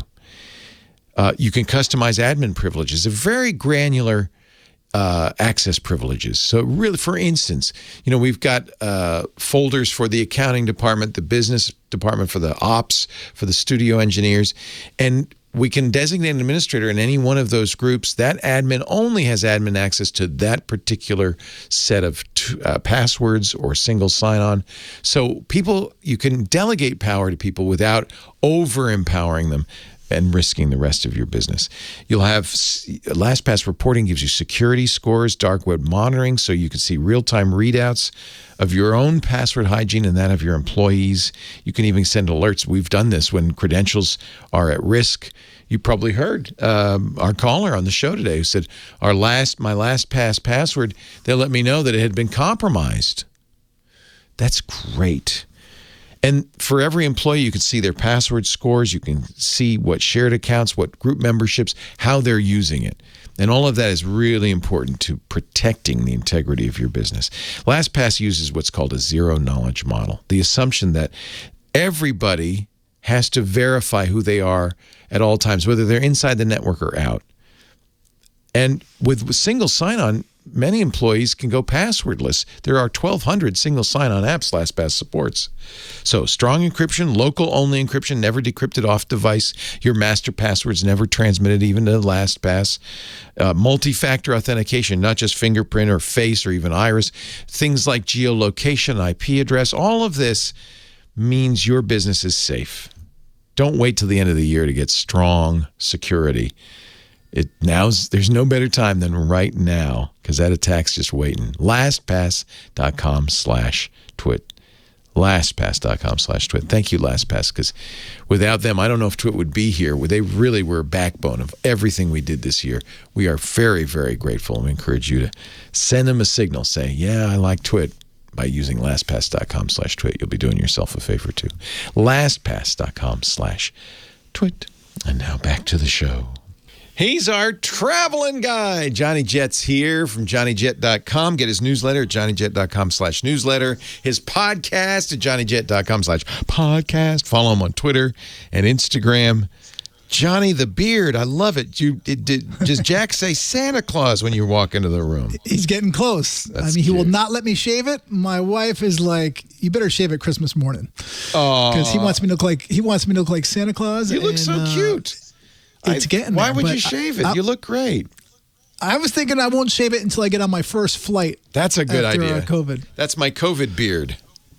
Yeah. If you'd started in March, you really would have something there. Yeah, no kidding. I'd be like ZZ Top. Yes. So what's up in the world? A lot of travel news. I mean, obviously, people should not be traveling right now. The CDC, everyone's telling people to stay home for Christmas. I know it's difficult, but these hospitals are at capacity. But, the vaccine was just rolled out last night in the U.S., There's UK hope. a few days ago. There's hope in the future. There's a lot of hope. And actually, I got a really nice email from Jane. Hi, Jane, my travel agent. She says it's been rough. It's been a rough year, but it's been real rough. We're crossing our fingers for 2021. I think it's going to bounce back, but it's going to take. Lisa, my wife says we're not going international in 2021. We're going to wait a little and visit America. I think most people are going to do the same. Most Americans will do the same, but international will open up. It's going to take a lot more time, but to popular places like England, France. I was telling her who get this came up this morning because I was looking at our Christmas decorations, many of which we bought in Germany at the beautiful Christmas markets they have in Germany. I said, honey, next year let's go to go do a Christmas market tour of that's one of the best things to do. My wife and I did that. We did I think it was a Viking River cruise we did. So beautiful. In early December. Yeah. And it's just amazing. Yeah. Amazing way to see it. And plus you hit all those markets. It's cold, but if you dress warm. Sure. And it's festive. The ships are great. It's festive. And we have all these nutcrackers and things. It really would be fun to, every few years go do that. They have those beautiful markets, and they're all on the rivers. They're on the Rhine and the Main and the Danube. All of them are closed right now. Well, yeah, I think all of them are closed. That's why next year they'll be so happy to have us.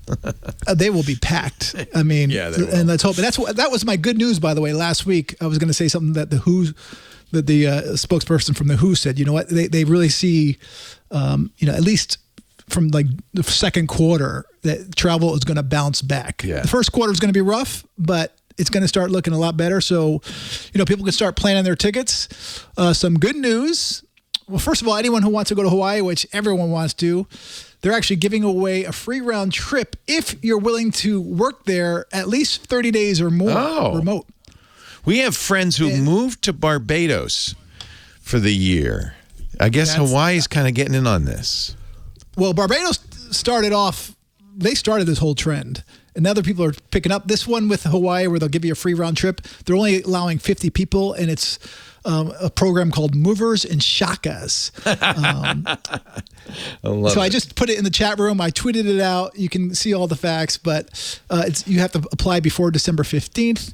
Well, but they're only going to take 50 people, so it's going to be a little competitive, yeah? Well, for this program, anyone can move there. Right. If you want the free round trip. Program. Yeah. Right. Yeah. But Alaska Airlines came out yesterday, announced that they have a travel hack that just started this week where, the problem with going to Hawaii now is that there's long lines on arrival, which that never happened before because the authorities have to make sure that you have a negative COVID test that you have to take beforehand, but they want to make sure that it came out negative. So Alaska Airlines came out with a scheme where they give you a bracelet and they'll walk you right past that long line. And these lines can be really long. One of my buddies did it. He said it was 35 minutes, and that was on the shorter side. So no one wants that. And so that's a good way to get around it. Also, American Airlines came out this week and said they're going to start offering COVID-19 tests at home. They're $129. And so for states like New York, Hawaii, Maryland, Massachusetts that require a negative COVID, and that's one of the problems because they're going to send it to you at home, and by the time you send it back, you have 48 hours for them to send it to you. And it's a good way to avoid those long mandatory quarantines, and no one wants to do that. The good news is I think we're all sick to death of this. But the light at the end of the tunnel, if we could just hold on for 6 more months. Exactly. You just got to hold on more. I won't travel until I get the vaccine and until the numbers go down. I think you getting the vaccine is not as important as, the numbers going down as everybody gets it. So we once 70 to 80% of the population gets it, then I think we'll be back to normal. For sure. Because the spread of the virus will be essentially slowed so much that it's over. Right. And I look forward to that. One silver lining of this is that the airlines have really started eliminating change fees. So this week, Delta eliminated international change fees. They're going to bring them back the instant it goes back to normal. Well, they say that's permanent, but I don't believe it. I think it'll be a couple of years. Comcast I think they'll wait a couple of years. Said they weren't going to bring back data caps either. Right. They wasted no time. But Delta and United also announced this week that they're going to eliminate all change fees on all flights between now and March 31st, 2021, even basic economy. Because the other ones I just mentioned with Delta, they don't cover basic economy. And that's the same with American Airlines as well. So if you buy the cheapest ticket, you're still going to have to pay a change fee. See, I'm looking forward. I think the first thing we're going to do is get a car or an RV and go up and down the East Coast because Lisa wants to visit. We want to see Washington, D.C. We might do it next fall. Make that reservation. Really? They're the RVs? They're still, yeah. I was just speaking to someone a couple days ago. They said normally by now it's just, business is dead. Right now it's never been busy. People are desperate to travel. Well, I'm talking about a year from now, next fall, to see the fall foliage, to visit parts of Florida, the Carolinas, and get to D.C. I just thought we'd drive up the whole coast, maybe spend a few weeks doing that. That sounds like fun, but not till the fall. As you said in the opening, most people are going to travel domestically first. Yeah. Then someday a Mississippi River cruise. I want to do the Viking River cruise in the Mississippi. Yes, I do too. Wouldn't that be fun? Definitely. Sold out through 2023. I know. That hurts. I guess we're not alone. Well, there only a limited number. I think there's 5 or 6, so it's not like there's a whole bunch. Yeah, start in Key West and end in New Hampshire. That's my goal, and then we'll do the river. Start in Key West? No, we're talking. That's the first one. That's the drive, and then the river. Okay. Start in New Orleans and end up in Minneapolis. That would be fun. I was like, what? See the country, an ocean then river. See this great country. Lisa even wants to go see Mount Rushmore. I said, but there's nothing around there. It's a long drive. You see it, then it's a long drive back. But she wants to do it. You got the Corn Palace. You've been there before? The Corn Palace? I want to see that. No, I've never been. It's South Dakota. Yeah, no, I've never been. So there's other stuff to see on the way to Rushmore. Totally. The Badlands are beautiful. Just be the careful. Badlands is not an attractive name for somewhere to go. Oh, yeah, I'll be going to the Badlands. No, I don't know. Yeah. It's worth it. South Dakota is beautiful, but I almost got killed there. It was the closest I ever been getting killed driving. So be careful on those roads. Yeah, they're long, boring stretches. Easy they're long. To fall People asleep. are just flying down, and the person driving me, one of my brother-in-law, not brother-in-law, but a brother of a. That's all right. I don't care. I don't want to know. It sounds scary, and that's not going to happen to me. It's not going to happen. I'm going to drive but just be careful wherever you go. And be careful. If you do the speed limit, you'll have no problem. Of course. Yeah. That's why I like taking a riverboat cruise. Then just the captain's trained and hope he doesn't run into anything, but otherwise you're fine. Craters of the Moon National Monument. Already, I got the itinerary planned for the visit to Mount Rushmore. Maybe that'd be the first thing. Is the Corn Palace made of corn? Yes, I believe it is. It's been a while since I've been there. But that's Johnny Jet. We're dreaming now. We're ready. We're ready to get out of here and get out of Dodge. Actually, go to Dodge. JohnnyJet.com/newsletter. Thank you, JJ. The Vinegar Museum. Monument Valley. I want to go. The Badlands scared me, but you said it's worth it. The Badlands are beautiful. How long a drive is that? It's kind of like Uluru, where the colors change with the lighting. So, yeah, see, we're photographers, Lisa and I, so we like going somewhere where there's something to take pictures of. Okay, you convinced me. Did you drive to South Dakota? No, Did you ride your Harley? To Sioux City or Sioux Falls, sorry. And then... how about the train? We drove. I could take the train. I don't know about the train. Take the California Zephyr, get off in, I don't know, Casper? I don't know. Then drive the rest of the way? Yeah, I think there you want to drive. Yeah. That'd be fun. So, the Lego Palace and the Corn Palace. Lego Palace? Des Smet has the Little House on the Prairie. I want to see Deadwood. Deadwood would be fun. Omaha. So we'll take the train to Omaha and then drive north. That's fine. Really? You had a girlfriend from South Dakota? Wow. Yeah, I mean, listen. Totally. I've been to Yellowstone. And sounds like fun. I should get a Harley. That's what I'll do. Drive an electric Harley all over. No. Go in the summertime. Fly to Denver, then drive north, says Mike B. TI-83 is going to be my tour director. He lives there. He's going to tell us all the places we should go.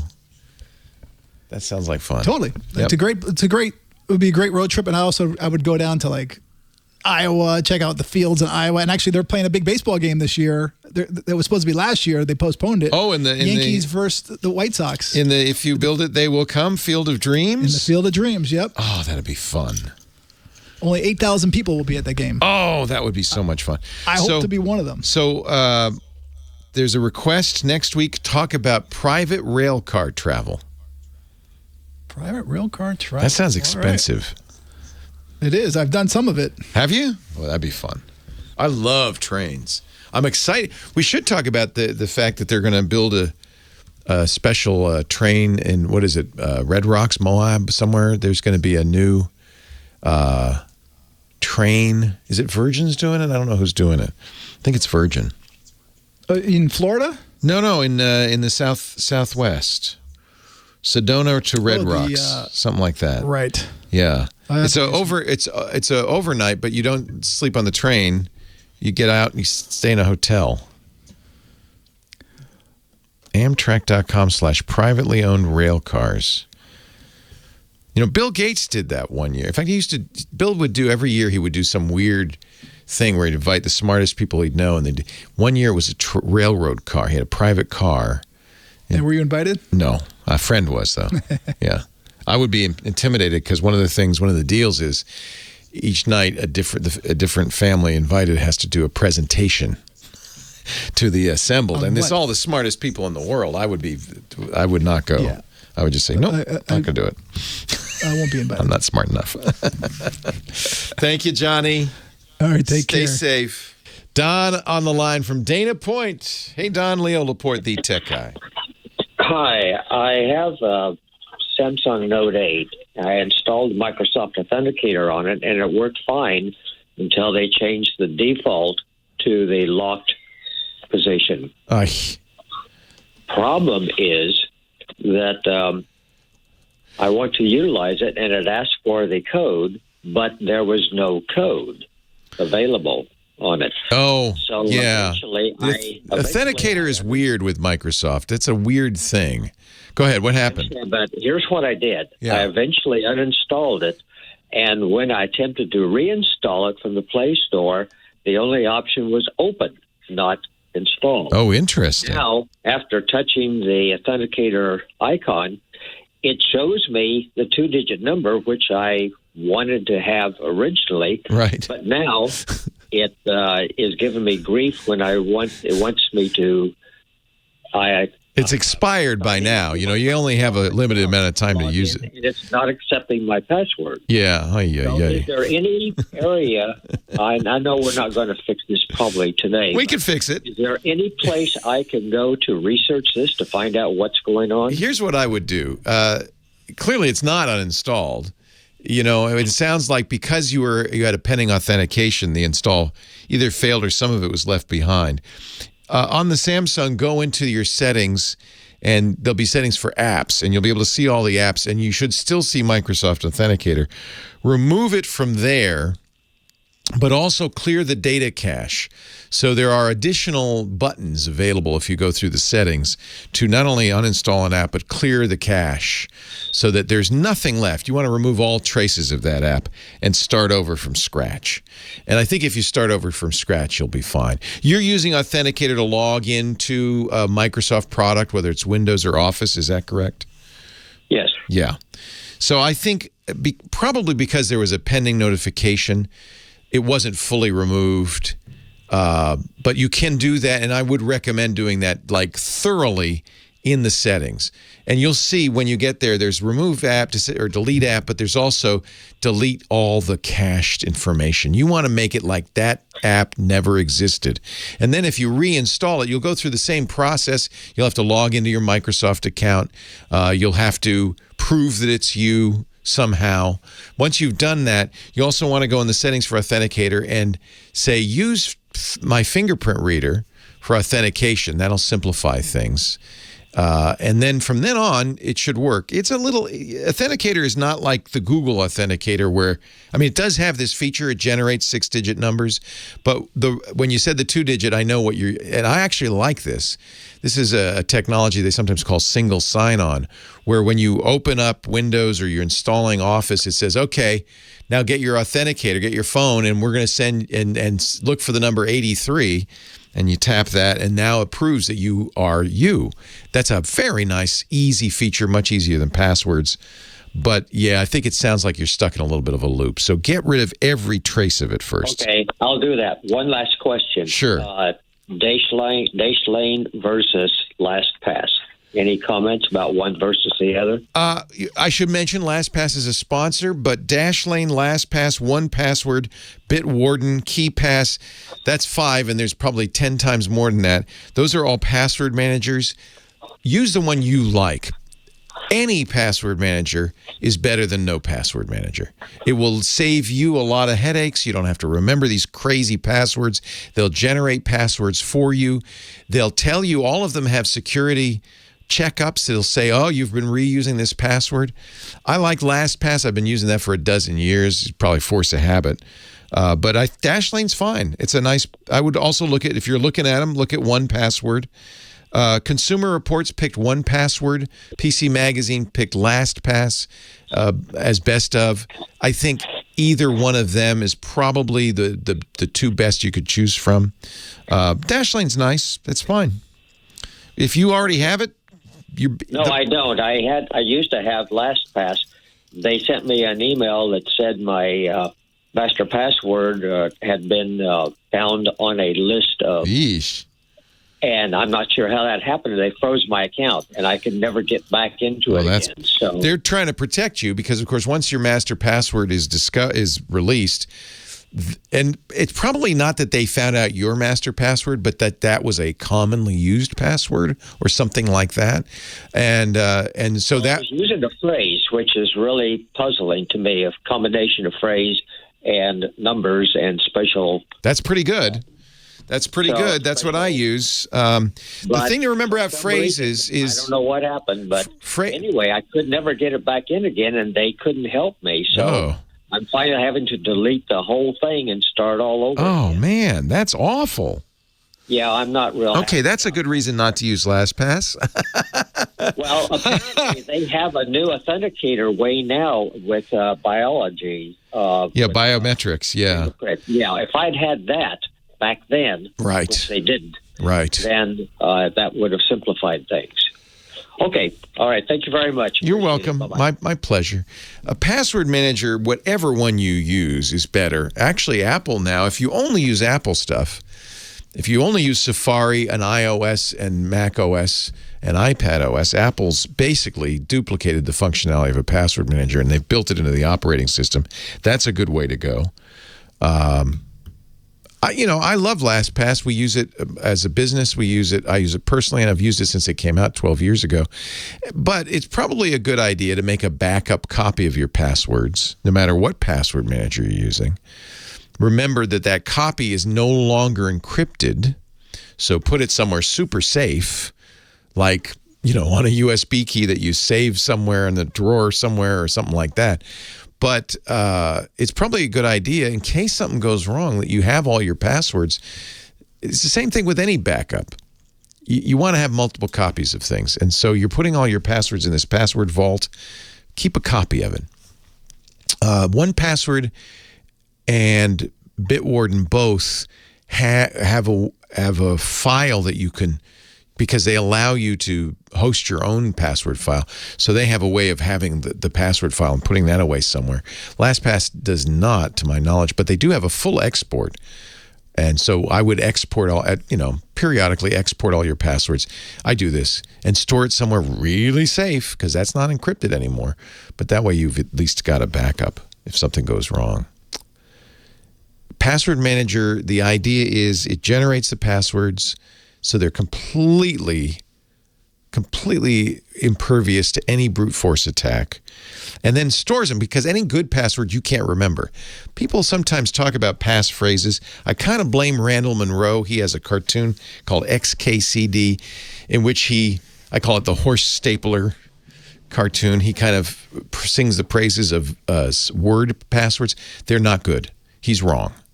They're not good, because any phrase password that has phrases that are in the dictionary can be brute forced.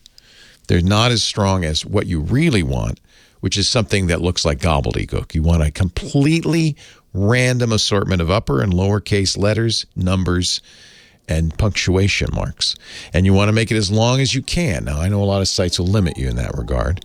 In fact, some sites, it really annoys me, won't even allow you to use special punctuation. That's just terrible. But you got to do the rules that the site requires. But to the degree that you can, the longest password you can, the most random password, that's better than any passphrase. Passphrases are not secure. Yeah, the passphrase thing is kind of interesting. Here's the problem. I didn't get into this, but those long passwords that LastPass generates are fine, but you still need one master password you can memorize. You have to memorize one, the master password. And so that's when a mnemonic that allows you to regenerate it is handy. Now, he was fine because he was not only using the phrase, but he was using numbers. He was adding stuff to it, and that's fine. But if you just use a 5-word passphrase that's 5 words in the dictionary, not fine. Not fine. And XKCD is wrong about that. But if you add stuff to it and, so forth, then it can be okay.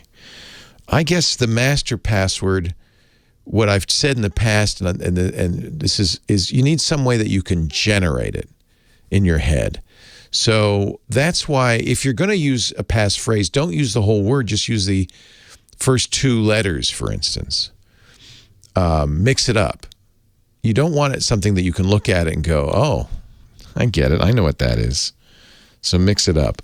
I sometimes use as an example, it's only because it's something I don't do, but it's an example of a way you can generate a master phrase. If you use the last, say, 7 presidents, most people can remember the last 7 presidents, and use an uppercase letter for their first name.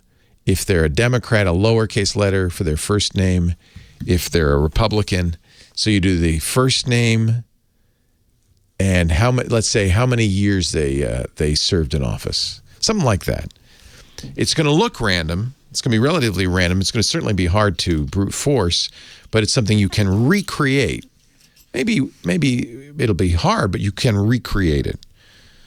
Or a Bible verse is a good one. Take the first letter of a Bible verse, capitalize it, punctuation, that kind of thing. Yeah. There's a lot of ways to generate. So the master password, you do have to be able to recreate that, unfortunately. Yeah. My mistake with the Bitcoin wallet was I didn't put it in LastPass. I don't know what I was thinking. All I can think of is it must have been kind of a off-the-cuff dumb password, something that I've used before, and I have some standard passwords, and I've tried all what I thought were my standard passwords, but now that it's worth $140,000, I think I should probably attack it a little harder. There are brute forcers where you can seed them with likely choices, and then they'll mess around with it.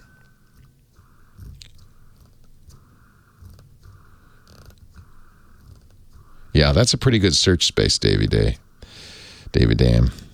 3.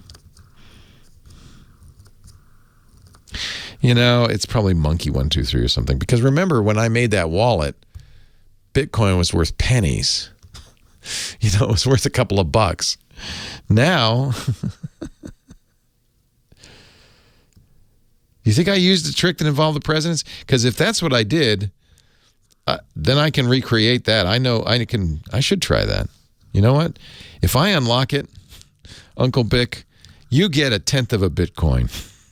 That's $700. No, they're $20,000 now, right? So it's $2,000. Oh, Flo. I should send it to her and let her try to crack it. Dead rock stars are what I used for Wi-Fi access point names, SSIDs. I had I had Joplin, Hendricks, Morrison,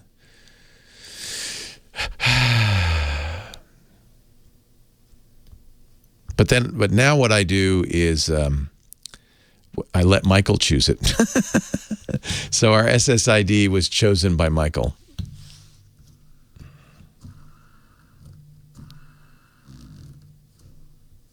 Alan Ludden, 1962. That's a good password.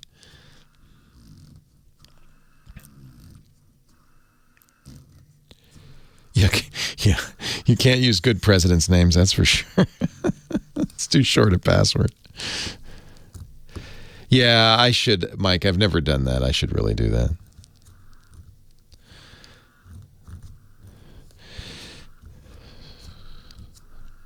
So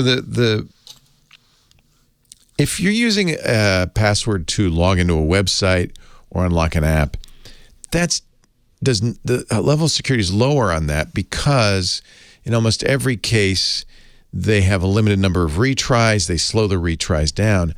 The worst case scenario is something that they like a password vault. If somebody could get your password vault and they could try to break it at their leisure, they can do millions of guesses per second.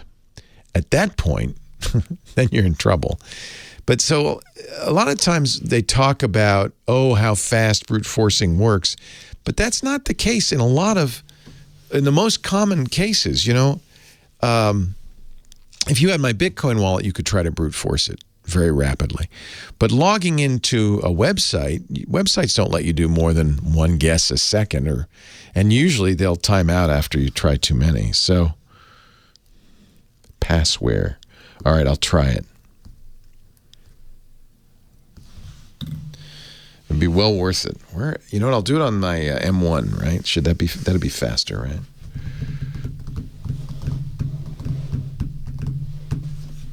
Passware. Let me make a note of that. Crack Bitcoin wallets with Passware. Passware.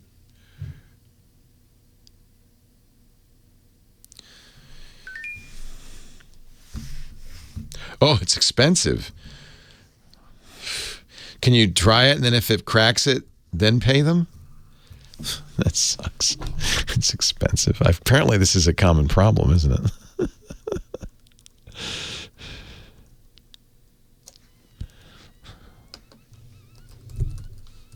You just see me paying $5,000 for something. And, you could try it free. 70% success rate. They have rainbow tables, forensic.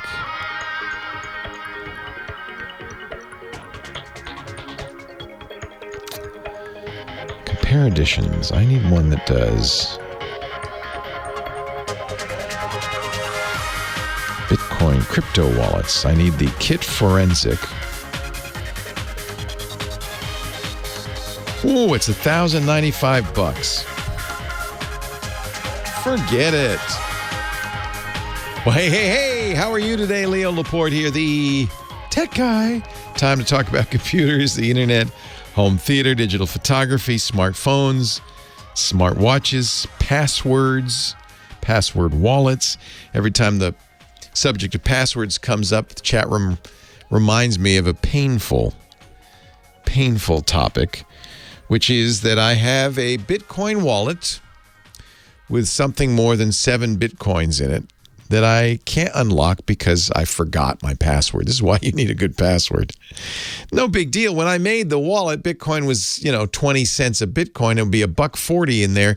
Obviously, I used a password, but I don't remember what it was. And unfortunately, I didn't take it seriously enough to put the password in my password vault into LastPass. So I don't have a password for it. Unfortunately, because 7 Bitcoins today is worth over $100,000. The way Bitcoin works, it's an imaginary currency that has real value. A wallet is nothing. It's just a number. It's your Bitcoin account number is stored in the wallet. So the wallet isn't very big. It's just a few hundred bytes. But when you have that wallet and you open it up inside the application that created it, in this case, the original Bitcoin application, because, again, this was a long time ago, it then goes out and it downloads, believe it or not, the entire blockchain. This is the decentralized registry of every Bitcoin transaction ever. It has to download that. And that's been getting bigger and bigger. I don't know how big the blockchain is right now. Let me check. It's going up fast. It could be gigabytes at this point. I think it is. I think it's many hundreds of gigabytes. So it downloads those, and then it goes. It's funny. It's very interesting. It's as if, when you do a transaction with a credit card or any other digital currency, because a credit card, you're not giving them dollar bills. It's all bits. There's a register of the transaction. It's combined with the register your bank keeps of what's in your account. Again, there's nothing in your account. It's just an entry in a digital registry. These registries are all highly centralized. MasterCard, Visa, your bank. And they talk to each other, and your bank, Visa, you use your credit card. It says, all right, Leo just charged it $50. Do you have it? The bank says, yeah, I got it. Okay, give it to me. The bits go over to the MasterCard folks.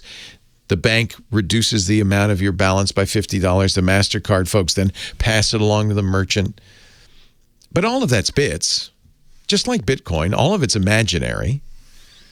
The difference between that and Bitcoin is that, A, it's not dollars, it's Bitcoin. It's a different currency.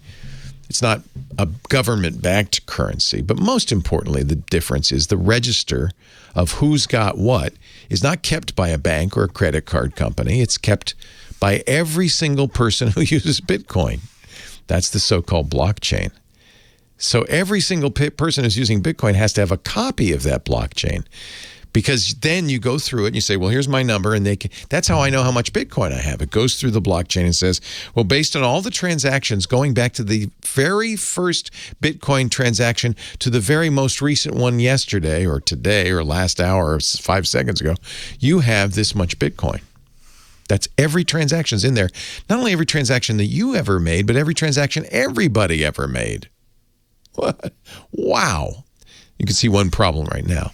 But by having it be decentralized is great, because then nobody's in charge of it. And everybody who uses Bitcoin all agrees. Well, we all have a copy of the registry. And of course, if you have a wallet, that secret number is very important. Even in those days, I was aware of the fact that anybody who could get my secret Bitcoin account number could get my Bitcoin. So you want to treat that like the dollar amount it represents. You want to keep that safe. So at the very least, you want to password protect it. And then ideally, you wouldn't keep it on a publicly available computer. You'd keep it somewhere safe in a drawer somewhere and so forth. That's what I did. Maybe I was a little too safe. But no one's stolen my Bitcoin yet. Now we're going to try Jerry again. Let's see if we got the phone working. Hi, Jerry. How's the audio now? Much better. I'm so sorry. It couldn't understand you, and I didn't want to plague the radio audience with that. It's not a problem. To me, cryptocurrency is the Dungeons and Dragons of finance. I don't get it. I never will. I don't want it. That's a good description. Although even now, though, the central banks of some of the biggest countries in the world, including the U.S., have all agreed that they're going to do a digital currency. It's coming.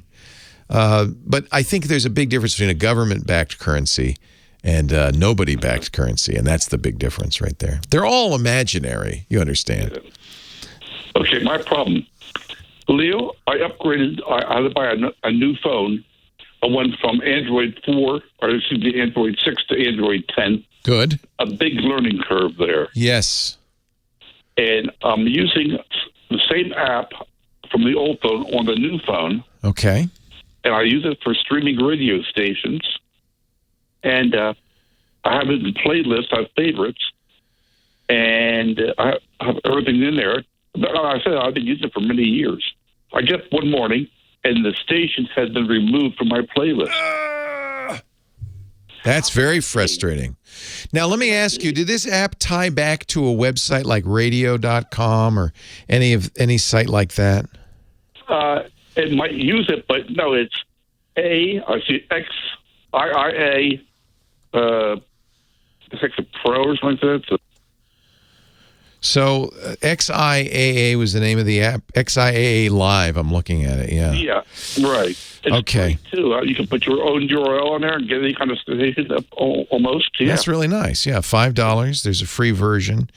So a lot of the early digital radio applications would use directories and then allow you to create an account that would store it, but it doesn't look like this does that. The reason I asked is I was hoping that perhaps there's somewhere stored on a server somewhere a list of your stations, but it looks like it's local only. Well, it was the only station that's been removed out of 5 or 6 favorites there, and that was the only one that was removed. Oh, it was just one station, not all of them. That's right. Oh. Now, is it possible that station no longer exists and was removed from... I went back into the app. Here's a funny thing. Before the radio station, actually, they changed their code. Yeah. And I had to go online onto on my computer and read the code on the screen, and I picked it out.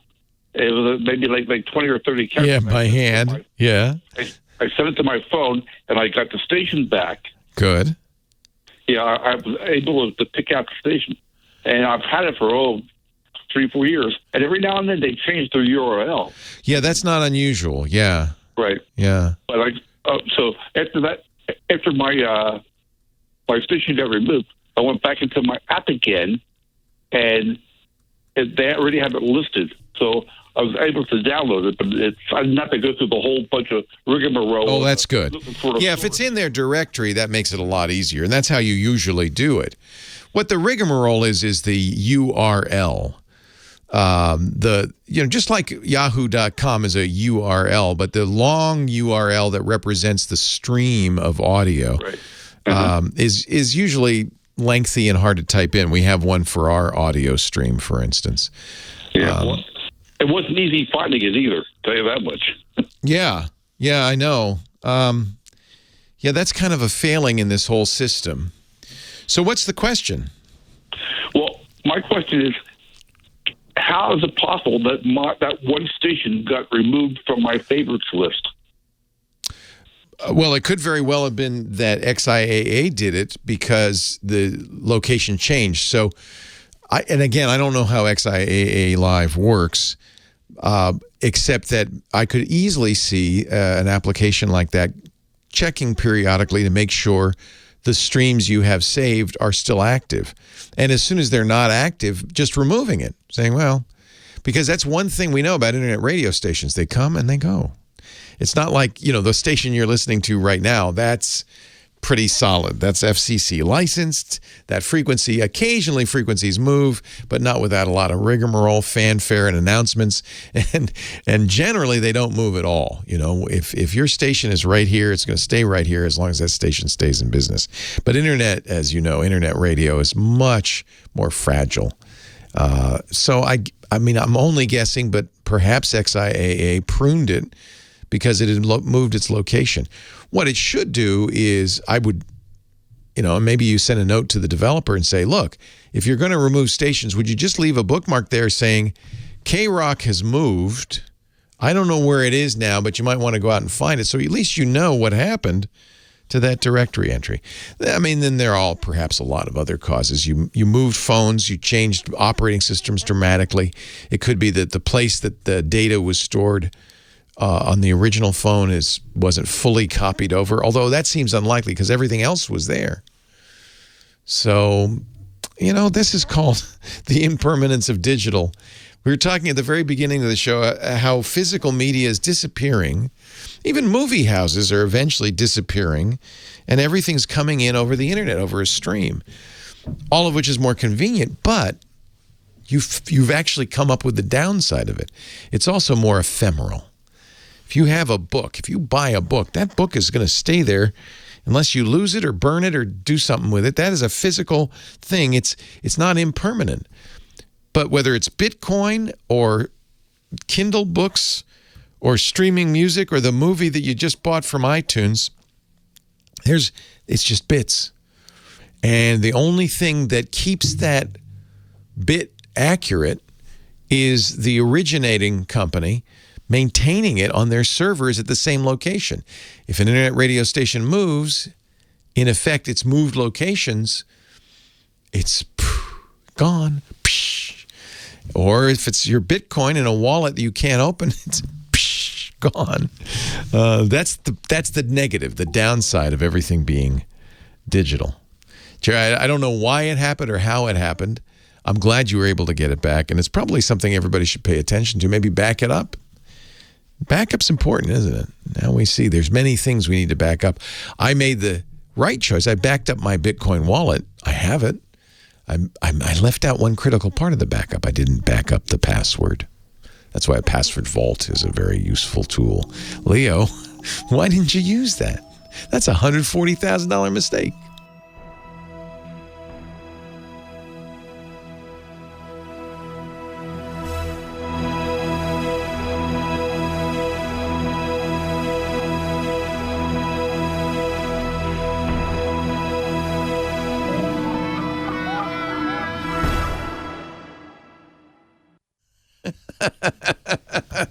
Leo Laporte, the tech guy, 8888. Ask Leo. One of the great albums of all time. Ella and Louie. Ella Fitzgerald and Louis Armstrong. Man, I love that album. I can listen to that over and over again. This is not on that album. Anthony, West Hills, California. Leo Laporte, the tech guy. Hey, Anthony. Hi. Welcome. What can I do for you? Hi, good afternoon. Good afternoon. I'm looking to upgrade a 75-inch TV for not necessarily a Christmas gift, but in general. Yeah. And I'd like your opinion on... A gift to yourself. Brands. Yeah, gift to myself, yes, and family. And I'm torn between the two different formats, this OLED and QLED, and the burn-in factor, and whether you go Samsung or Sony, and I'm wondering if you have an opinion. And unfortunately, I have to sign off because my phone after 55 minutes is just about... I'm sorry. Yeah, just keep listening. I'll be on the radio. Okay, I appreciate that very much. Happy holidays. Happy holidays. Thanks for the question, Anthony. Very easy to answer. Well, actually, no. And this is a good opportunity for us to go into kind of the details because they've made this crazy. So really made this crazy. So there used to be a lot of technologies for televisions, but we really boiled down to 3 different technologies. There's projectors. I'm going to rule those out. And then there's direct view. And the direct view, that means you're looking at a screen that is emitting the light as opposed to a projector where the light is being reflected back at you from a projector. I actually have a 100-inch projector in my living room. It's a short throw projector from Hisense. It's great, but projectors are a little dimmer. They're not really 4K unless you spend a lot of money. They can be really good. Of course, your movie theater is a projector, but I'm going to assume you want a direct view. And if that comes down to 2 different technologies, there are some coming along that are going to be very intriguing, but right now you have to choose between OLED and LCD. And they're very different in the way they work. OLED, organic light emitting diode, is a emissive technology. The light's coming from the actual OLED dots on the screen. LCD is a little different. It's how most TVs and computer screens work. They have a liquid crystal shutter that opens and closes very, very rapidly. And behind it, they have a backlight, a white backlight. And of course, they have ways to filter that red, green, and blue to create the color in the picture. So that's the big difference. OLED, you're looking at the dots, the light's coming out of the dots. LCD, you're looking at through a colored filter at the backlight, which is white. Now, the QLED and the LED and all of these other acronyms all talk about ways of doing the backlight. but they're still LCD screens. So it's really OLED versus LCD. LCD has an advantage in brightness and price. They're less expensive and they're brighter. So they're good for any room that you can't darken. I wouldn't worry about burn-in on any modern TV because they put in technologies to eliminate that. There's pixel shifting and there's all sorts of stuff. So burn-in, which was a property of the old CRT tube TVs, that's pretty much gone. That's why you don't have screensavers on your computers anymore. We don't need them. If you have them, they're toys. They're not intentional. So I think the best picture, if you can darken the room, is OLED, by far. In fact, the OLED I'd recommend is the one I have and many others recommend. It's from LG. Their current OLEDs, especially the CX, are mind-bogglingly good. 4K, high dynamic range. If you need an LCD, there are a lot of great choices. They're a little less expensive. Sony, LG, Samsung. There are a lot of brands. TCL and Hisense are the low-cost leaders. They're all fine. Leo Laporte, the tech guy. In my opinion, the best TV, Sony makes a good OLED as well. And in the last shootout, I think the Sony won by a hair. But in my opinion, the OLED from LG makes a 77-inch CX. That would be my strong recommendation. If you can afford it. And it's not, the nice thing about OLED, the price has really tumbled. It used to be really expensive. I spent $10,000 on my first OLED. That's curved Samsung, which is now, an ancient. I much prefer my 75-inch LG that's about 3 or 4 years ago old.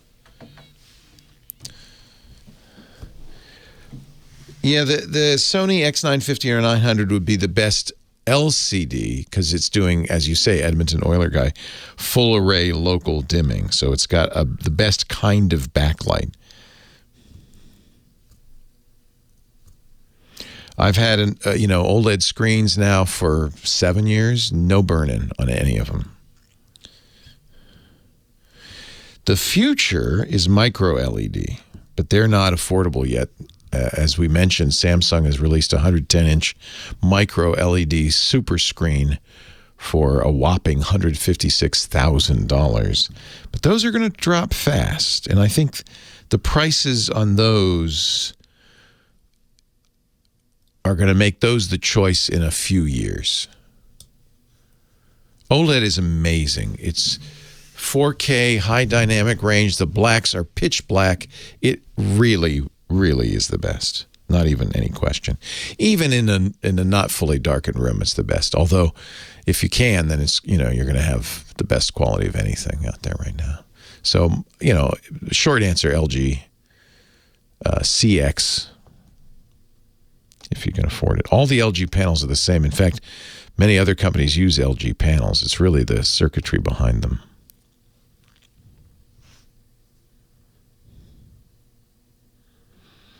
I honestly think you'd only get LCD if you need something really bright because it's in the kitchen or something, or you really want to save money. But with the prices falling on OLED, boy, I just get an OLED. I just get an OLED at this point. But any modern TV is going to look so good.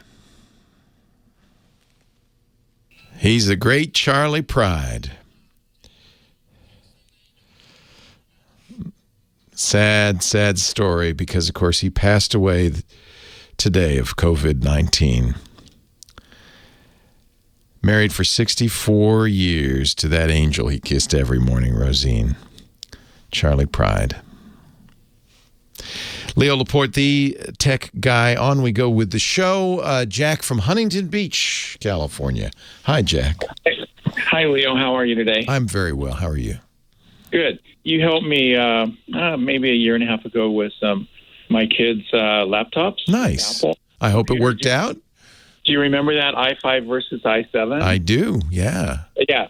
So it worked out great as far as the computers went, but unfortunately, they had butterfly keyboards. I hate that. So Apple at least has finally seen the light on that. So, yeah, so that's the first question that I had, and it's just So my older daughter, she's had to take it back a couple of times. Oh, I'm so sorry. I mean, so it's not your fault, of course. Yes, it is. I take the blame. I should have said something. I'm so sorry. I owned a few of them, too. They were awful. And Apple really should take some blame because... That's my point. It's like I followed your advice. I got the i7, and with the student discount and things like that, it wasn't that much more money. It was, but anyway... But the key, she's just not using it because the keyboard isn't that good. I hate it. Yeah. I think Apple should give her more than just trade-in value. I agree. But, that's not the way the world works, I'm sad to say. The good news is Apple's abandoned that, and all the latest laptops from Apple, and I just got a new one, the new MacBook Pro 13, have very usable switch keys, scissor key. They're so much better.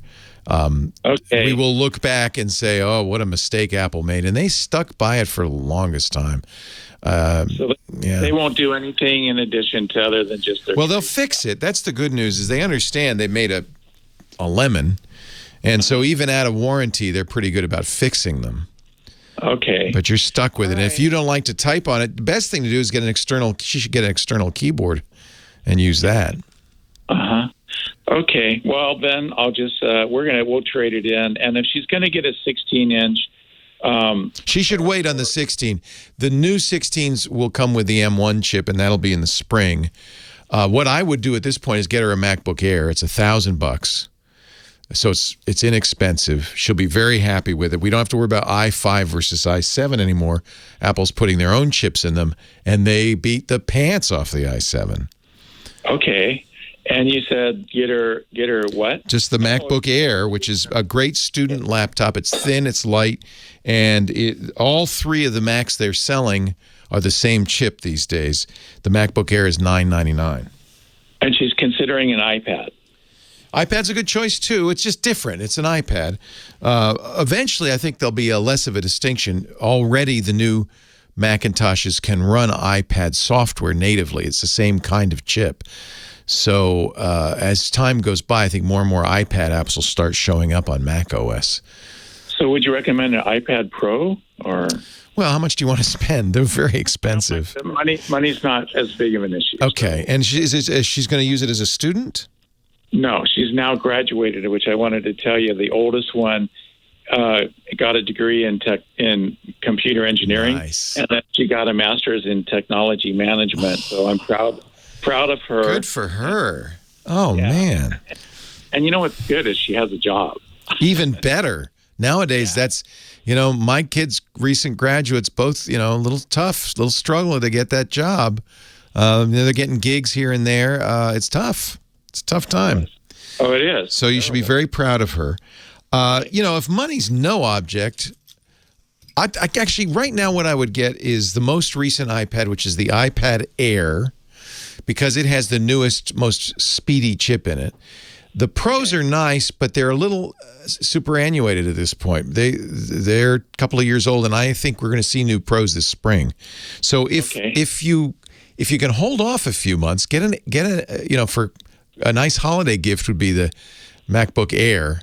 Beautiful computer, faster than anything Apple makes practically.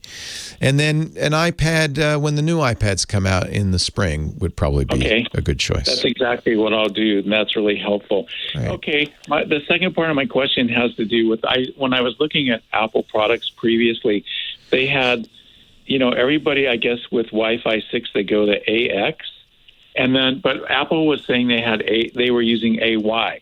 So I looked that up. What is? I don't know what AY is. I've never heard that one. That's what they're calling it.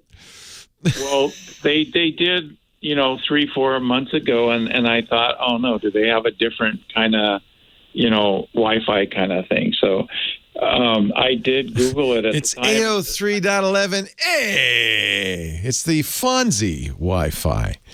I am actually. This is new to me. I hadn't heard about this. This is designed to be a lot faster. I didn't know Apple was using this, to be honest. It's pretty new. there's no point in getting these fancy new technologies if you don't have access points that support it. So if she's just using, I don't know of any access points that use AA. So I think there's no hurry to rush to these new technologies because you're not going to get the benefit of it. Yeah. Well, I did get a new router. Did you get a Fonzie router? No, I got a Cisco, it's a MX10 or something like that. Yeah, and it's probably supporting AX at best, right? It does. Yeah. It does. So Wi-Fi 6 is starting to become out more. That's AX. It's starting to come out more and more. Apple did not put Wi-Fi 6 in its laptops, but they're starting to. I think all the new the iPhones do have Wi-Fi 6. Yeah. Yeah. So that's why I got it. Yeah. You're not, it's better, but it's not, maybe it's 10% faster. It's a little faster. It does better job of handing things off. The new Macs, the MacBook Air that you'll get her will support Wi-Fi 6. So, I wouldn't worry about AY. I think that's going to, I don't know what AY is coming in. That almost seemed like it was a local Wi-Fi thing that was supposed to be fast, but you had to be within 500 feet of it. Yeah, and you have to have it. So you don't have an AY router, so there's no point in getting AY. Okay. Leo, I love your shows. I always listen to you, so thank you so much for all. Hey, bless you. Happy holidays, Jack. Thank you. You're a nice dad, but it's paid off. Yeah, it has. Yeah. AY apparently is for mostly for VR headsets, and you have to be very close. So I love the name. Hey! Hey! This is, by the way, why the Wi-Fi consortium, or whatever they call themselves, have decided to eliminate all these letters and numbers and just call it Wi-Fi 4, 5, and 6. I don't know which one A is. Fonzie version of that. You can read up on it. I was reading the Wikipedia article about it, but the real point of any of this is you have to have a transmitter and receiver that support the same level of Wi-Fi. So if you don't have I guess if it's VR, then you might have a VR headset using A. I'm guessing Apple, if they're talking about A or Y gig, is probably not, I don't think it's in anything they make right now. This is gigabit Wi-Fi, and I suspect it will be something down the road.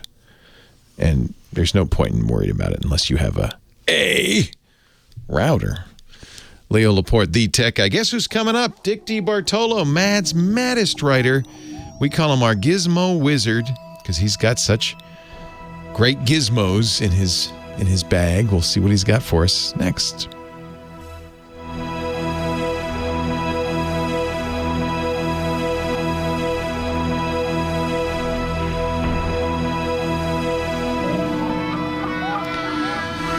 A is for the most part just an even faster AD, but with the same limitations. It can bond channels and streams, but it can't do well if it doesn't get line of sight because it's so high frequency. So I would not worry about AY. I think it's probably reasonable to say if you're about to buy a new router, as you did, to get a Wi-Fi 6, probably. All of Apple's stuff now is Wi-Fi 6. The phones, the iPads, and all the new laptops. So 6 is here. Woo-hoo! We're discoing out. Leo Laporte, the tech guy. You set my lips on fire. That is Dick DeBartolo's theme song. Dick DeBartolo, Mad's maddest writer. And our gizmo wizard joins us every week with a gizmo or gadget. We were just talking to Lady Professor Laura, our musical director. And Dick, she said she bought the sweater you were talking about where you put a phone in your belly and it's got a little fire. Oh, great. She bought it. But now she says, I got to find a phone that fits. Yeah, you need an older phone. But the thing is, almost everybody, especially nerds, probably have 5 old phones. How big is the phone? Because I'll send you one. I think it's 3 inches by 5.5 inches. Okay. The Galaxy S 4 and 5. Either one of those fits in there fine. I could probably find some. You probably have a bunch of those. I have a quick mention too. You were talking to Johnny Jett about private railroad cars. Yes. One year, William M. Gaines rented an observation car for 12 of us. And it was a big surprise. We all went to a Grand Central Terminal, and he said, they announced the Metro liner to Boston. He said, don't get on the train. And then we heard a Swiss engine pushing an observation car, and they hooked it up to the back of the Metro liner. And there were 2 chefs all in hats. And he said, all right, that's your surprise. Champagne breakfast to Boston. They'll put it on the siding for 7 hours. You guys go see Boston. I'll stay on the train. Bill Gaines knew how to spend money, I have to say. I did ask him. How much? It was $10,000. But in those days, that was when a buck was a buck. Yeah. Probably, that's probably about a couple $100,000 in today's money. Probably. Still, so did he make a lot of money on Mad Magazine? He was a publisher of Mad Magazine. Yeah, he was a publisher.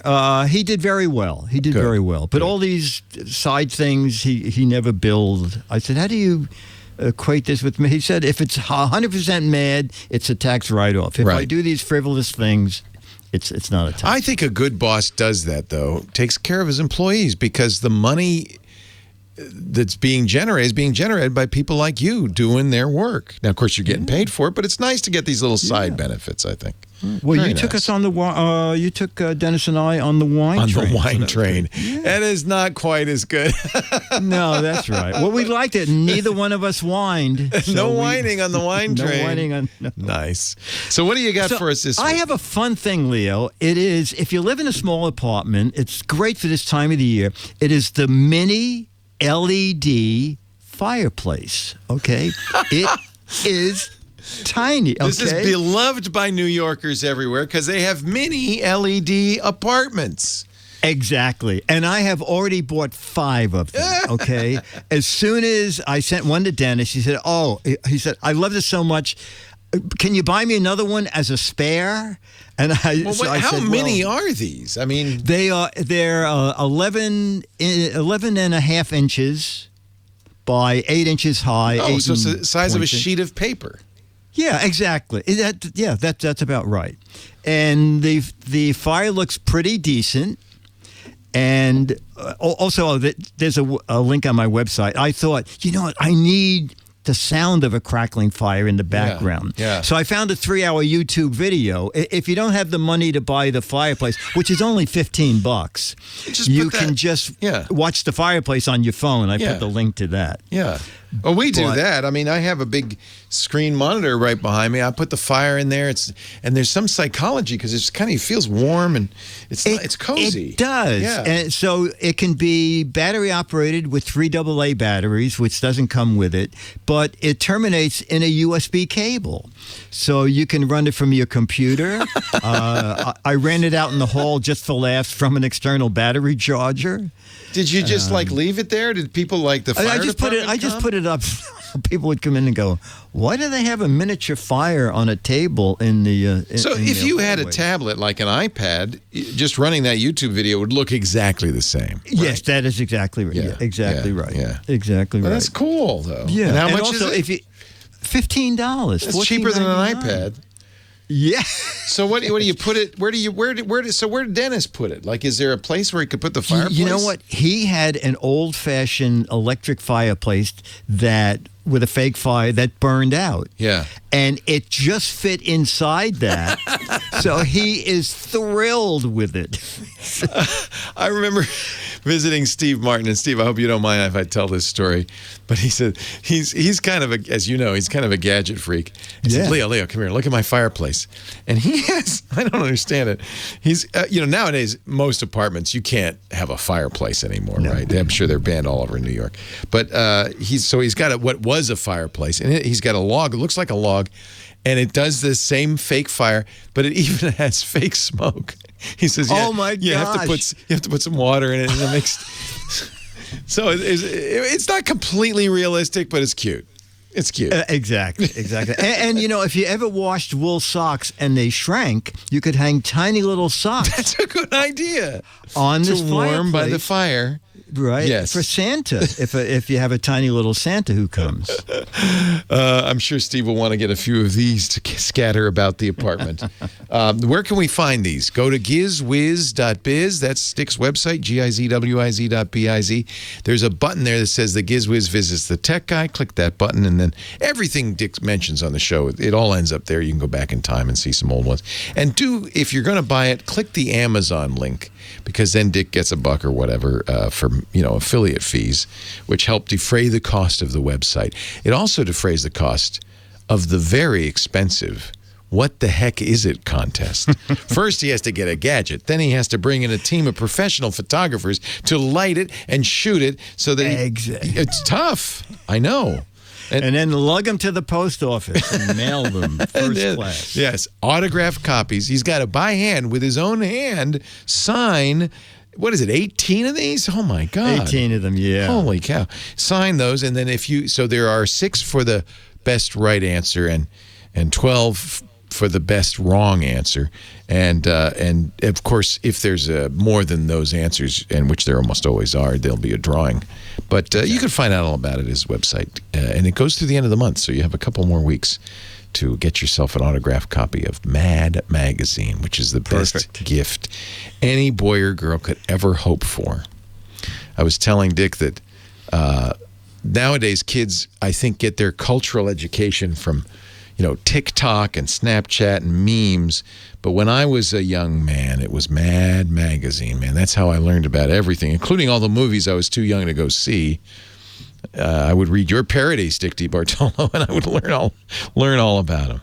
Dick, great. Happy holidays. Are you decorating the apartment besides the little mini fires? It's done, yeah. I have my fireplace. I have your movie Christmas tree. Exactly, and a ton of stuff in the backyard that no one can see except us, since we're not having any company for Nobody can come over. I know. No. We just told the grandparents and everybody, no visits. We're gonna buckle down. This is it. It's almost over, and then. Yeah. Are you using the excuse that it's illegal to mail gifts to people as an out? Yeah, because of course you don't want to spread COVID you could via be mailing germs. Yes. No, I hadn't thought about that, Dick, but now that you mention it, of course, that's practically the law. No gifts. No, absolutely. No you could get gifts fined. Not only would I be out the gift, but I could be fined. Sorry, for trying to kids. send you something. No gifts this year. I just solved your Christmas shopping. Thank you, Dickie D. Okay. Gizwiz.biz. That's the place to go. He's got a great podcast to it. Gizwiz.TV. Thank you, Professor Laura, our musical director, Kim Schaffer, our phone angel. Thanks most of all to you for joining me this week. Have a wonderful, safe Geek Week. Leo Laporte, the Tech Guy. I'll see you next time. Well, that's it for the Tech Guy Show for today. Thank you so much for being here. And don't forget, TWiT, TWiT. It stands for This Week in Tech, and you'll find it at twit.tv, including the podcasts for this show. We talk about Windows on Windows Weekly, Macintosh on MacBreak Weekly, iPads, iPhones, Apple Watches on iOS Today, security on Security Now. I mean, I can go on and on and on. And, of course, the big show every Sunday afternoon, This Week in Tech. You'll find it all at twit.tv. And I'll be back next week with another great Tech Guys show. Thanks for joining me. We'll see you next time.